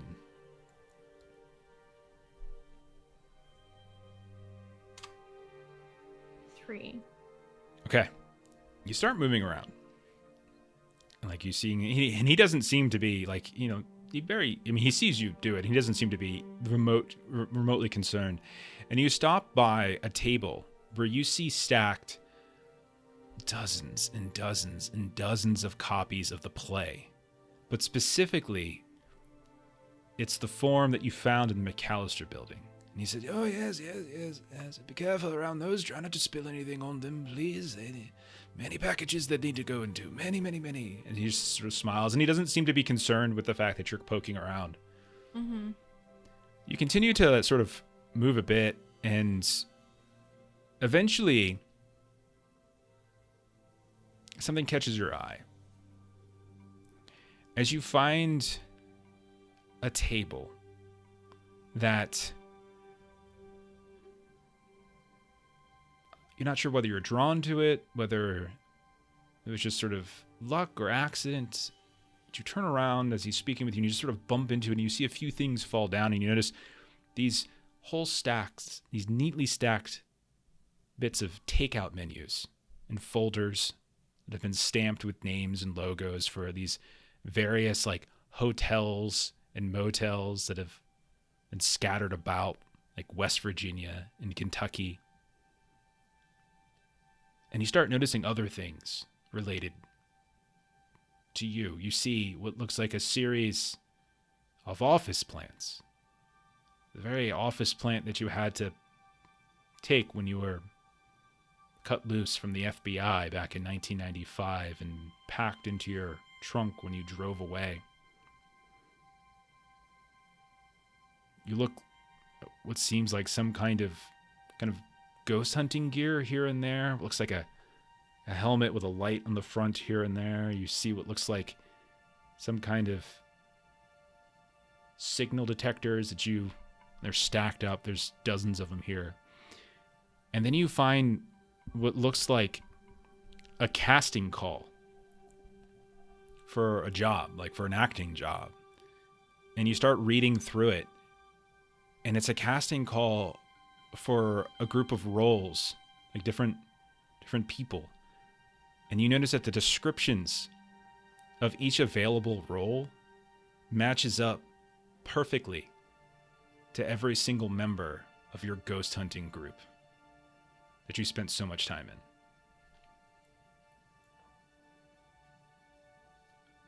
As if everything was just orchestrated, planned perfectly.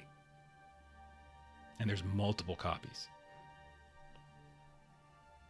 So while Chelsea is chewing on that, what are the rest of you doing?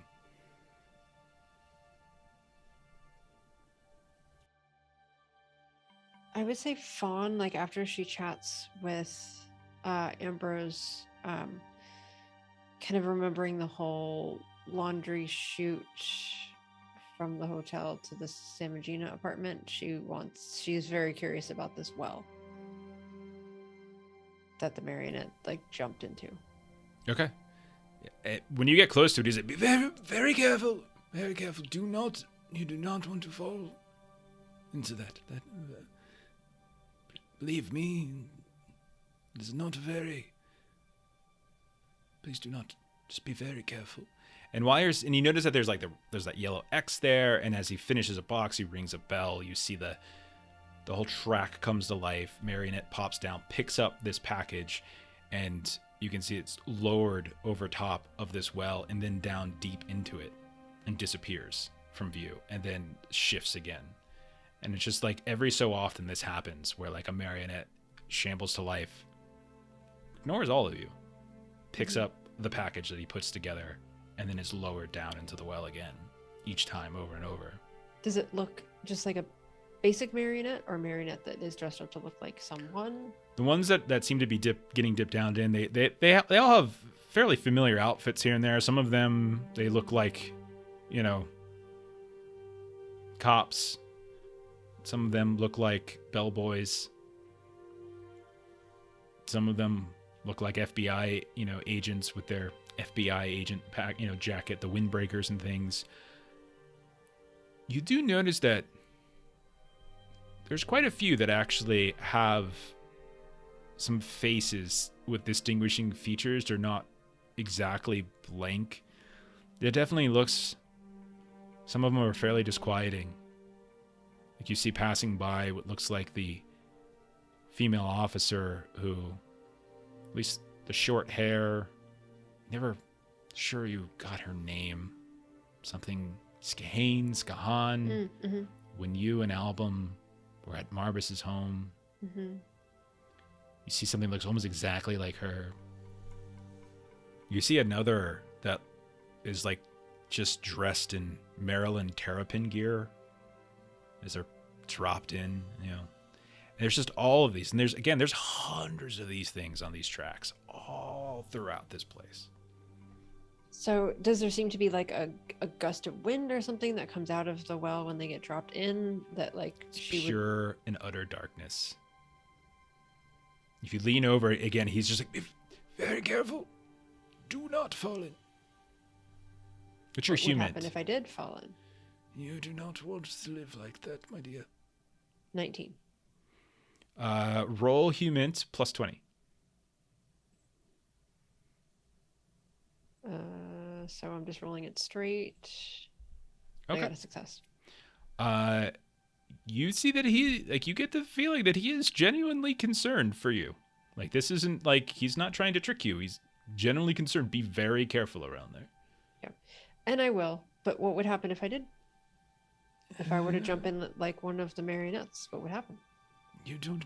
There's a reason why only marionettes go down in there. And that there's is? There's some things I don't know, but I can tell you this much. If you go down there, you will not like where you end up. It will be a far worse fate than here.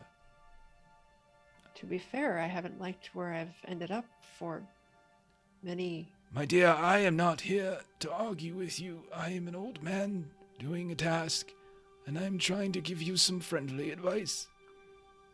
If you choose to argue with me out of a sense of stubbornness or frustration, well, that is your prerogative. But I implore you,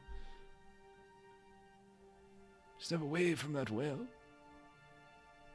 And she'll step away, like she's not looking to jump, but there's definitely the frustration of like we've spent a lot of time and energy trying to get answers, and there's more. Well, perhaps you're asking the wrong questions. Perhaps asking the question, what is down a well, that I have never traveled, but I have heard from others. Perhaps that's not the question you really want to ask, I suppose. And Fawn will look over at Album and Vessel. Like, Who are doing she's- what, by the way? Yeah. Album is just like, what tasks would you like me to perform for you to help you out? Okay, so he just starts pointing you and asking you to like kind of go to these certain tables and bring him something from other tables. He's just like, fetch me one of those over there, right there. Roll a d10. 6. Okay. Oh, God, that's perfect. You head over towards a table that he points at. And I know, next one. Yes, that one right there. And you can see that stacked up on this table are dozens and dozens of identical Seer satellite phones. Some are half assembled with dirt that's been partially packed inside. You can see that there is a large bell-shaped glass terrarium on the same table. And as you're watching, you can see there's these hundreds of tiny gold bugs. As you like pick up and like look at these, you can see that each phone is identical down to the smallest, tiniest scuff, right? Things that you would assume is just wear and tear, but it's perfect. It's exactly the place. There's also tables there's drawers underneath this table. It's almost like a giant desk. You start you go through those and you're like, oh, here's one in there, one in there. And inside there are small green glass vials with thin shoots of a tree plant covered in green leaves. All of this is exactly familiar to you. Wasn't that Nightshade? Yeah. Yeah, so Album's gonna call over and say, you said you're an engineer, right? Yes.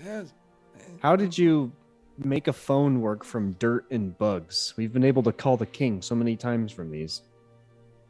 Well, he's when the king wants something, and he's very capable of many things, and I fear that where you are from, engineering is very limited. There are other things that can be manufactured.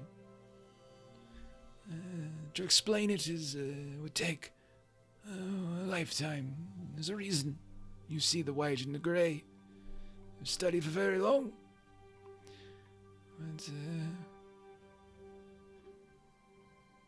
But it works just fine, does it not? Is that not all that matters, the function? Depends on what the function is. Those beetles apparently make you see weird things. We ate one. Well, not me. One of us did. Very delightful revelation. I hope you're given. Oh, well, a pity. Album looks over at Vessel and is like, I don't know. So as you bring it back, Album, you just sort of like bump into another table, very similar to Chelsea. It's as you're kind of working your way back, and you notice that the table that you're moving past has more like electronic equipment. You can just see there's just similar to this one, like there's just electronic equipment everywhere. You see CD audio tapes here and there. You see a bunch of like sort of older computers, like this SIGINT equipment. And a lot of it and there's like these like speakers and stuff that are set up, and as you pass by you can see that one of them like one of the computers is on. You can see like there's like an audio program, like the signals program is actually running, and you can see this like there's sound that's being played here and there. As you get closer you can kind of hear the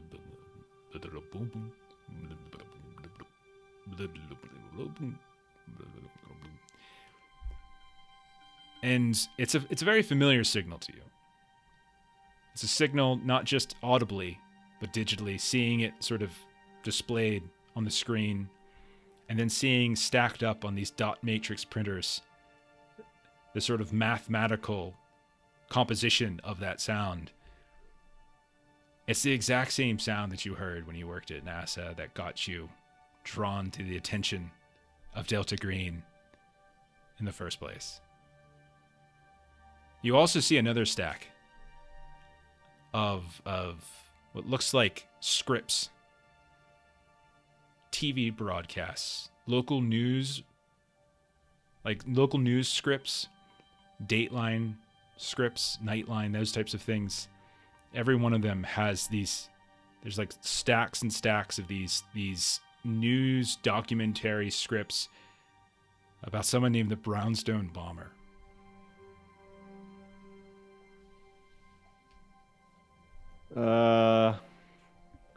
Did the scribe write all of those and Nob will gesture to like the scripts and...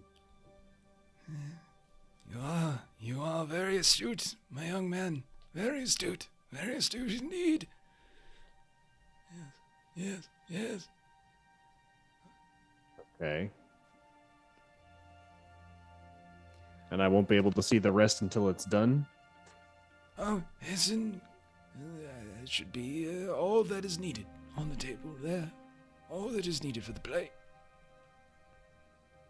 Can Album start leafing through and see if he can read what is yet to come, if everything's been following? Yeah, you absolutely. You start reading through. You deliver the satellite phone because he's like, oh, please first. I think, yes.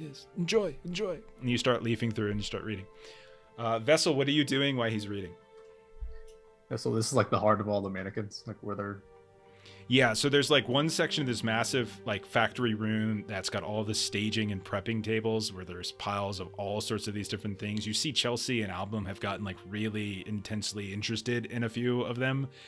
You see Fawn was sort of lingering over on the other side of the room, the far side of the room, where there's just like marionettes on these tracks that all kind of weed down into a single track that hovers and occasionally drops them down into a well. Yeah, so I'm just thinking like, I've been seeing mannequins pretty much this entire time. It's all led me to here, I guess, because I've been trying to follow them. So this is the answer to them. And now I'm just observing, looking else, look at what's here. Okay. Roll a d10.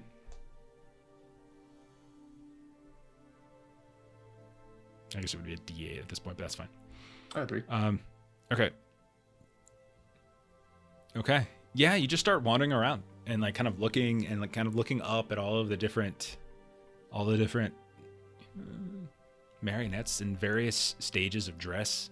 Some have blank faces. You can see some have like these extraordinarily intricate clockwork mechanisms. This is not like your department store mannequin. Like there is some seriously strange clockwork engineering going on in these things. You can see that they're made from some kind of porcelain. Those that have no clothes covering them reveal that quite clearly. You can see others are dressed in sort of familiar clothing.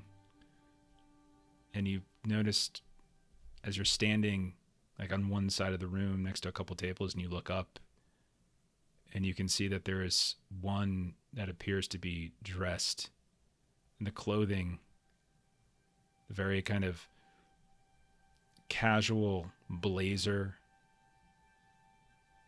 that you recall seeing your therapist in very regularly, that you would go to and you would converse with over and over again. And as the track shifts, you can see the head kind of wobble and fall down and looks directly at you.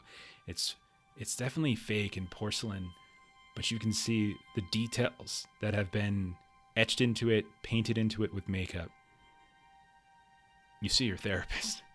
Like they're looking directly down at you with that same kind of concerned tilt of the head when they look at you and they think that you're lying to them, when they think that you're not telling them the whole truth. That same sort of tilt of the head, like, really?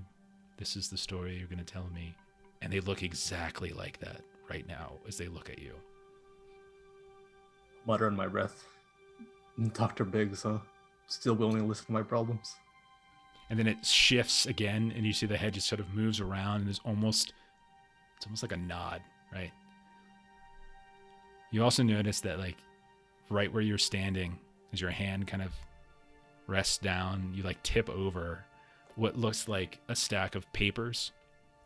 When you look at it, it's more like it's almost like a small bound, like with a colorful, heavy coat to the outside, a singular bound series of sheets of paper folded in half. It's like a kind of almost like a bill for a play, a program for an event. And you start like kind of flipping through it because there's dozens and dozens of these, of course, right? And you can see it's a script. And there's Dr. Biggs' question. And then there's Vessel, or in this case, it would probably say Eric. And then the response. And then Biggs' question. Eric response. And as you're reading through this, it's literally a full session that the two of you had, perfectly, utterly documented. What dawns on you probably is this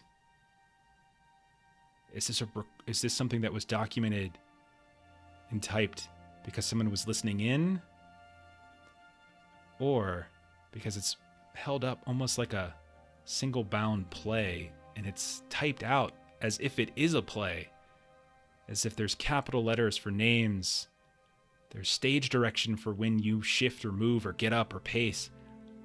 Or is it prescriptive? And it kind of eats at you a little bit. If that's not enough, as you set it down, you see another pile of about 14 different deeds for Miles Vials with your signature and fresh ink on the line for the owner. Wow. I'll just go through them. Okay. Fawn, what are you doing? Everyone seems to be like going through something on one of these preparation tables. Yeah, I mean, I would say,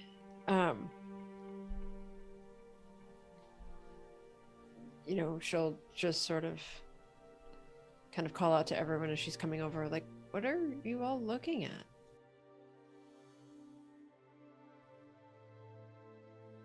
I'm looking for answers.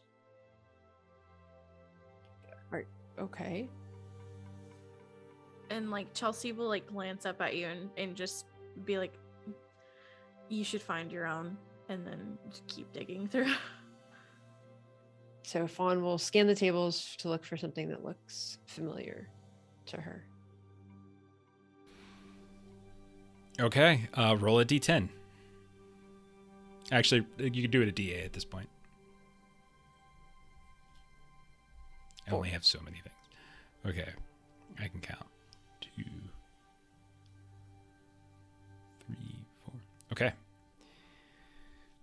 You find the first thing that as you're wandering through these tables, the first thing that you see that kind of looks familiar is a stack of notebooks. They're not familiar because they're yours, but you remember them. You remember them to some degree. Most of them are kind of stacked up. It looks like to be composition type, And you see a couple of them are open, and there's these hand-drawn, identical, battered, red-inked, and it's wired-bound, I should say. You can see there's a master copy that's set off to the side. And in the master copy, there's all sorts of these notes that are indicating times and places where apparently sigils should be used. And you see that one of those places is at a Boston suburb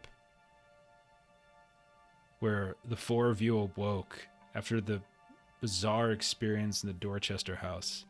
Another, Abigail Wright's apartment. There's another that's to a description of exactly how to lay out and design a business card.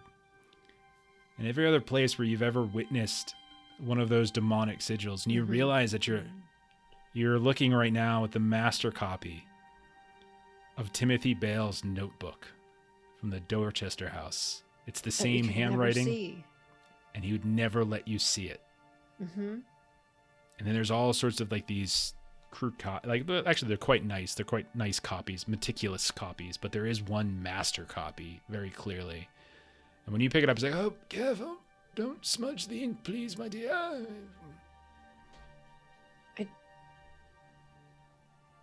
He was drawing on this while we were there. Yes. Exactly, so be very careful. So It's only ink, no pencil. So she'll be careful, but she wants to look like towards the end. It's not really like as you're going through it, it's not it doesn't seem linear. It's just like a list of places. And every new page you turn to, it's a place you've been.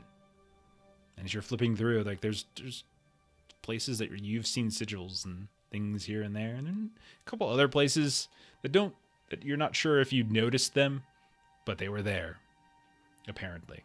But they're all places that you visited. Some of them are locations throughout history and time, going back centuries. So there's no way that you could have visited there. Not that she thinks it's going to necessarily do much good, but she wants to see what happens if she tries to pocket a copy, not the master. Roll stealth.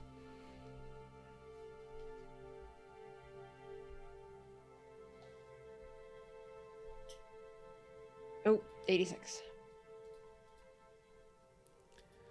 I saw that young lady. It's fine. We'll print up more, but you cannot take the master. You still need it, thank you. Don't be rude now. If you take the master, I won't make those masks for you that you need, and I most certainly won't let you take a ride in the Ori. And that is a very fun experience, I'll tell you. Well, okay. So the master changes? So that's why it has to stay there? I'm just trying to wrap my head around. Very clear instructions. Just, why don't you just put it down? It's down. Okay, good. You kind of like, as you're talking to him, you're talking to him over another table.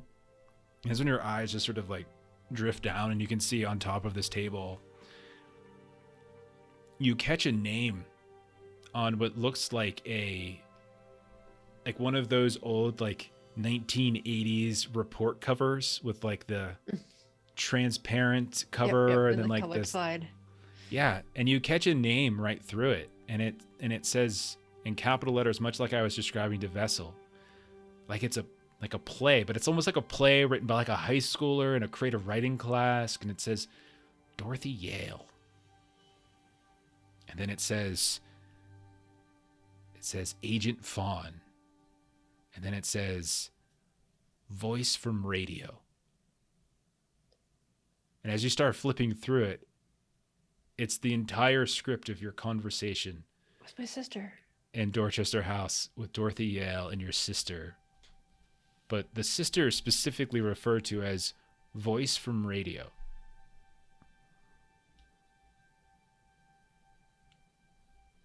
You also notice, stacked up nearby, is a very familiar artifact that got you into this mess to begin with. The very artifact that you were supposed to hand over to the National Parks Association, but instead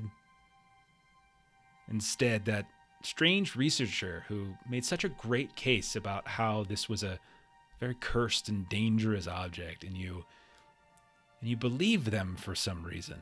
Maybe it's because there are things you saw when you were exploring that particular ancestral grounds or not. But the very artifact, the cursed artifact that brought you to the attention of Delta Green during your incursion, you see 12 of them sitting here like it's some kind of tchotchke at a visitor's center on a turnpike. And you also notice there's a stack of masquerade invitations, each of which is addressed to Ian F. de Craig. And at that, like, Fauna's just been speechless over just these things in her life, just the mass production of all of it. But she'll immediately, upon seeing the invitations, just say, Chelsea Vessel album, invitations. That's perfect. Every one of them is for Ian de Craig. Yeah, sure. But when you take out the invitation from inside the envelope, there isn't a name on the invitation. It's just an invitation. No, it says Ian de Craig. Like, Oh, I thought it was invitation's like for the Ian de Craig. envelope had the name on it. No, the invitation is specifically for Ian de Craig. Oh. Well, It's fine. We'll have the scribe whip up some ones for us. so I will, like, and I'm not even trying to hide it. Like, I'm looking right at Ambrose, and I'm going to pick up 4 of them. Yeah, Sort of raised eyebrows a little bit as I'm taking 4 of them. They're well, invitations. What do you have there? The invitations. He kind of strokes his beard, looks confused.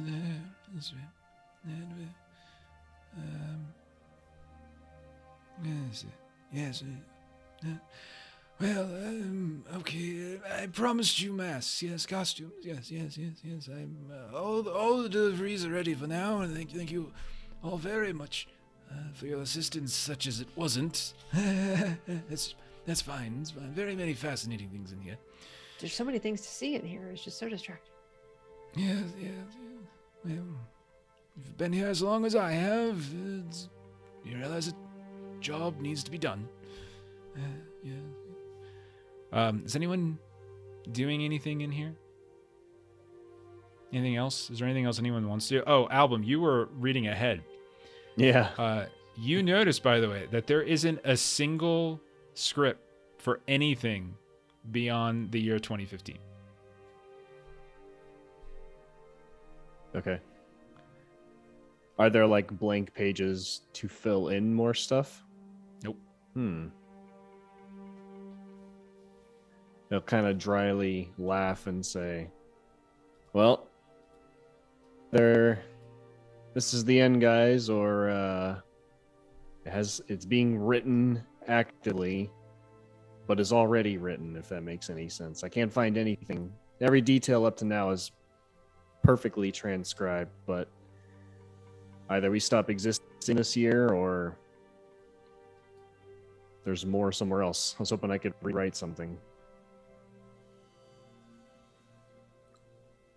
I mean, I found the conversation with my sister in like a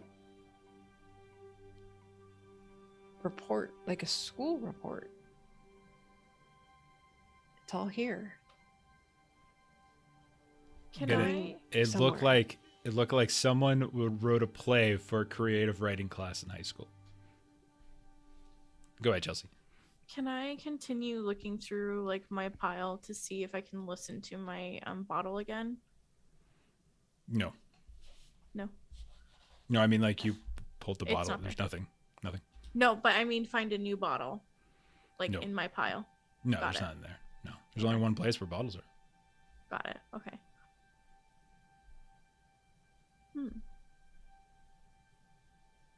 This ain't the Uh, Whisper Labyrinth. Get that shit out of here. Is there a? Sorry, go ahead, Chelsea. No, you go ahead. It's not Is there- every single thing, by the way, that you guys have ever encountered. It's Yeah. just some very choice things. Well, and so what I want to see is if any of those things were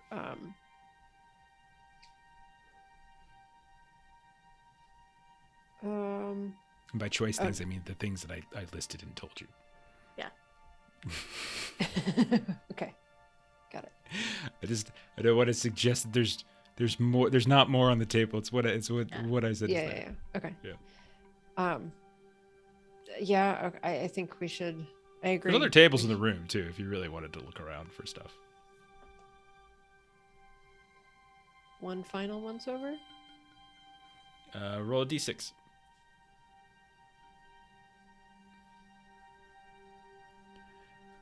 Two. Yeah, you find what looks like a table that has a 1952 Smith Corona typewriter that has a stamp on it that says "Property of NBC," and you see that there are piles and piles of pages that seem to be carefully typed copies of a teleplay for the Yellow Phantom, produced by the NBC Philco Television Playhouse. Which we did come across. I'm trying to remember Yes. where we At found one point on the television in the Boxer Hotel, a filmed reproduction of it partially aired. Yeah. From what your research, the little limited knowledge you have of it, you don't have a ton of information about it, but apparently sometime in the 50s, there was some sort of like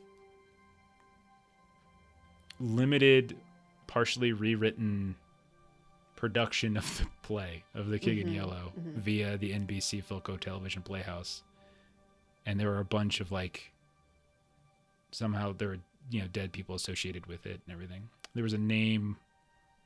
There's like a man that was kind of taken down from it. Whose name I'm blanking on right now. Phil something or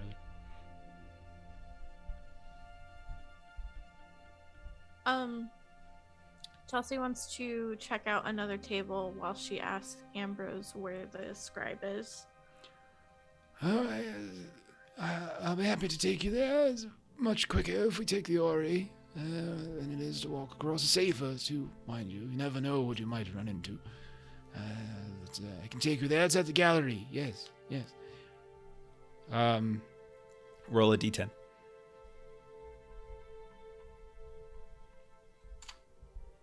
6.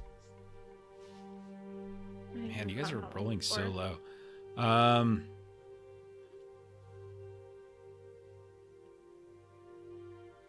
You find a long and low table that's filled with all sorts of these very small items that are in carefully organized and displayed piles.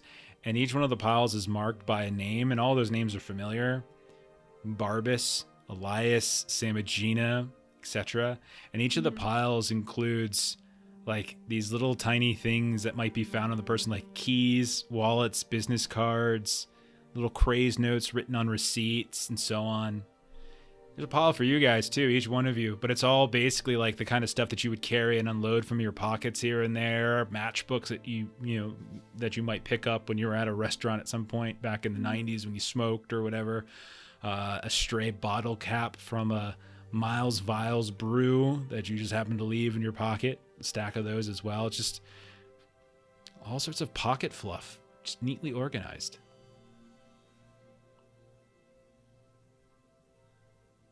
I think Fauna is just gonna kind of be like, this is just too much. Let's go see the scribe. It seems very clear that there are some significant moments in your lives that were orchestrated, planned, this is written. I don't know, Fawn. I feel like I could get a Nobel Prize from this if I could bring back all this stuff and prove that determinism is actually the winner at the end of the day.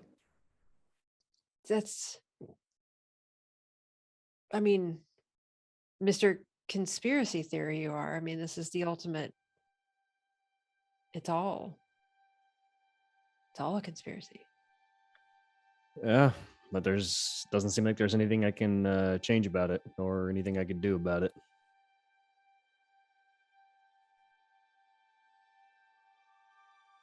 And Fawn's just, let's just go to the scribe. Yes. Yeah. I hope none of you get seasick or anything, or air sick, or never mind. It'll be fine. It'll be fine. Come with me. Come with me. He seems very excited at this point, like very, very excited. Yes, you're going to very much enjoy this. I guarantee it. In we Follow him to the go, story. and I'm pretty sure Fawn gets seasick, so this will be big fun. You do follow him, okay? He and the child, the clockwork child, take you up to the roof through a series of ramps that make it easier for her to get up. And you are on top of the roof of the large building, the wooden building on the pier, where you saw that strange kind of carousel-like contraption. And you can see that it's very much these large, strange, seemingly steam-powered merry-go-round. Up close, now that you're up here, you can see that there's these wooden painted sculptures. There's like horses, fish, dogs. All of them are lining the deck, all bearing saddles of some kind. And yeah, you can see that, like, so as you're up here, it's like, yes, we can travel to anywhere, anywhere within cargo, so using this device. Yes, I can take up to six people. Here, you all put these on. And he starts handing out goggles to each of you. I'll put them on. Yeah, you can see, like, as you put it on him, is everyone putting him on, or is someone? Okay, all right. Yeah. So he goes and he sits in this central booth, and the clockwork child comes with him on top of this thing, and he's just sort of like shouting, and he starts throwing levers, and it's very marvelous. You're going to love this. This is fantastic. It's one of my. I'm so very proud of this one. And he's just throwing, Is this gonna go quickly? Is that why we levers need and the switches. goggles? Is it gonna go quickly? Just hold on, my dear. It's much quicker to take this to the gallery than it is to take your own feet. You're traveling in style now. And as he starts throwing some switches, you guys start seeing steam beginning to spew out of these various vents, out of the mouths of some of the things that you're riding. There's like this shrieking. You can hear it just like this. It's like a rattling death trap as it's kind of moving around. And as you watch, you guys notice how the very, like, outside, like when you're looking around outside the exterior of the merry-go-round, you can see what looks like kind of Lake Holly, of course, like far out there. You can see what looks like, you know, the other buildings, the gallery itself, the palace, all these other places. All of that begins to just fade to a certain point, and it just becomes this multicolored blur that's just sort of spinning and spinning and spinning, and you hear the cacophony of that crazy sounds. You also, as the animals start spinning as well, you hear a song kind of kick in as they do, as merry-go-rounds and circus rides tend to do, and it's a song that's quite familiar to Fawn, as it begins to rotate round and round until you can no longer see anything but these multicolored blur around you. The sound just kind of kicking into your heads, and soon even the song is drowned out, and you can't hear him screaming anymore, and he's cackling with delight. But eventually, you see the multicolored spinning lights begin to fade, and you can see that you have now completely teleported to a different section of the city. You can see off in the distance the pier. You can see the lake. You can see the clockwork factory from which you were just in seconds ago. You can see the palace, which is now juxtaposed in a slightly different angle. And you realize that you can't see the Gallery of Shades because you're on top of it. And we'll go ahead and we'll stop there for tonight. We'll do the gallery and head to the ball next week. Let's Goodness. go. Alrighty. I don't know. It's going to be close. I don't know if we're going to be able to finish it all next week. It's going to be close. I think it's probably safer to say we'll do. Oh man, I'll have to look at it again. We could finish next week. I have to think about it because we'll probably have some epilogues and stuff to tack on at the end. Yeah. I gotta look at it, see where the break points would be. Yeah, it's pretty close. Just another guy named Harry. That's a really nice name. I like that. Oh boy. Okay. And by the way, Fawn immediately like steps off and like Very nice tool. Throws up. yes, exactly. Yeah, you step off and you as soon guys as stepping off. yeah. Fawn just immediately is like, yeah. And Because he there comes was a up. song He comes up. and all of that. Yeah, and he comes up right behind you, like super nonchalantly, just pats you in the back. He's like, marvelous contraption, marvelous, and he just pats you and continues walking. Okay. So yeah, we'll do the gallery next week. We'll I don't know. Will we finish? I really have to look at it again. I don't know. We'll talk about it. We actually might finish up next week. We'll see. I don't think so. I think we'll get very close. And then we might just sort of save like the last little bit in the epilogue for the end. And we can always do that whole like, because we have talked before about doing like a post show. And so we could always do like, that's what we could do. We could maybe, because I definitely feel like an episode and a half is about right for what we have left. And then if we do like the other half of like in 2 weeks, the other half could be like, you know, just going through some review and questions. So maybe we can do that. Yeah. That makes sense. Okay. Oh my All right. gosh. Thank Any you for those of sanity you. that we might have left. Sanity works differently now. Yes, it does. It works differently. It's interesting, right? Thank you for everyone who hung out. Thank you for those of you who threw out some bits. You actually helped save Ashley, I think it was. I think Ashley's and her character, she and I talked, was a goner if that didn't happen. I had a backup ready to go. I had to rack my brain for how to fit that in this late in the stage, this late stage of the game. But I figured it out, and now it wasn't necessary. But someone could just push her, or anyone else really. You know. While the merry-go-round's going, just push her off. Just push her out. It's Who like the hell knows? Bifrost, don't step off. Yeah, exactly. You guys get to the palace, and I'm just like splatted like a bug out on the window. Oh my goodness, that would be hilarious. Or you just like send bits of her to different parts of the city as like they all come out at different sorts of times. Oh God, how horrifying would that be? Oh goodness. Anyway, It is suspicious. what else? Yeah, it is true. I agree. Class. And now, Fawn's I don't know. immortal. Fun fact. What's that? Fawn's immortal. That's why she's so good at archaeology. She's just lived through it. It's just history to her. I know exactly where goodness. to look because I put it there. I'm pretty Yeah. sure I left this here like a Oh, I millennium ago. discovered this. Let's see what else we got.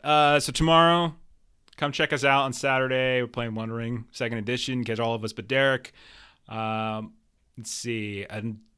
No Shadowrun on Sunday. So Monday, Deadlands, come back here, and you can catch Melissa and I and a bunch of our friends from DOK and from Adam's not in that one. From DOK and from Garblag, as Matt will come play with us as we play the Deadlands. So come check that out. And then we'll be back next week for I think is the penultimate episode of our campaign. We are this close, guys. This is freaking crazy. And, I want to see what kind of answer to get. Yeah, you'll get something. That's for sure. I one of promise those there'll be M. Night- something. It's gonna be an M Night twist. So stressed. You might not like the answers you get, but you'll get something, all right. Okay. I think that's about it. Thank you for everyone who hung out. Thank you for those of you who threw some bits out and saved our players. Thank you for those of you who have been watching us on YouTube. I also think we're going to do some sort of special giveaway here in the next 2 weeks for those of you that have kind of hung out for a while. We'll figure out a way to get a copy, probably a PDF copy because we're poor, to somebody, something like that. But I'll give you we'll talk about that next week probably. I'm going to go ahead and raid one of our friends. Looks like Bert's up and running over on Steam Still Murder. So I'm going to put us on the end screen. We'll raid Steam Still Murder, and you guys will have fun for the rest of your Friday. And we'll catch you later. So bye-bye. Good night. Thank The you, runner-up everybody. to the prize will get madness. Yeah. Roll sand.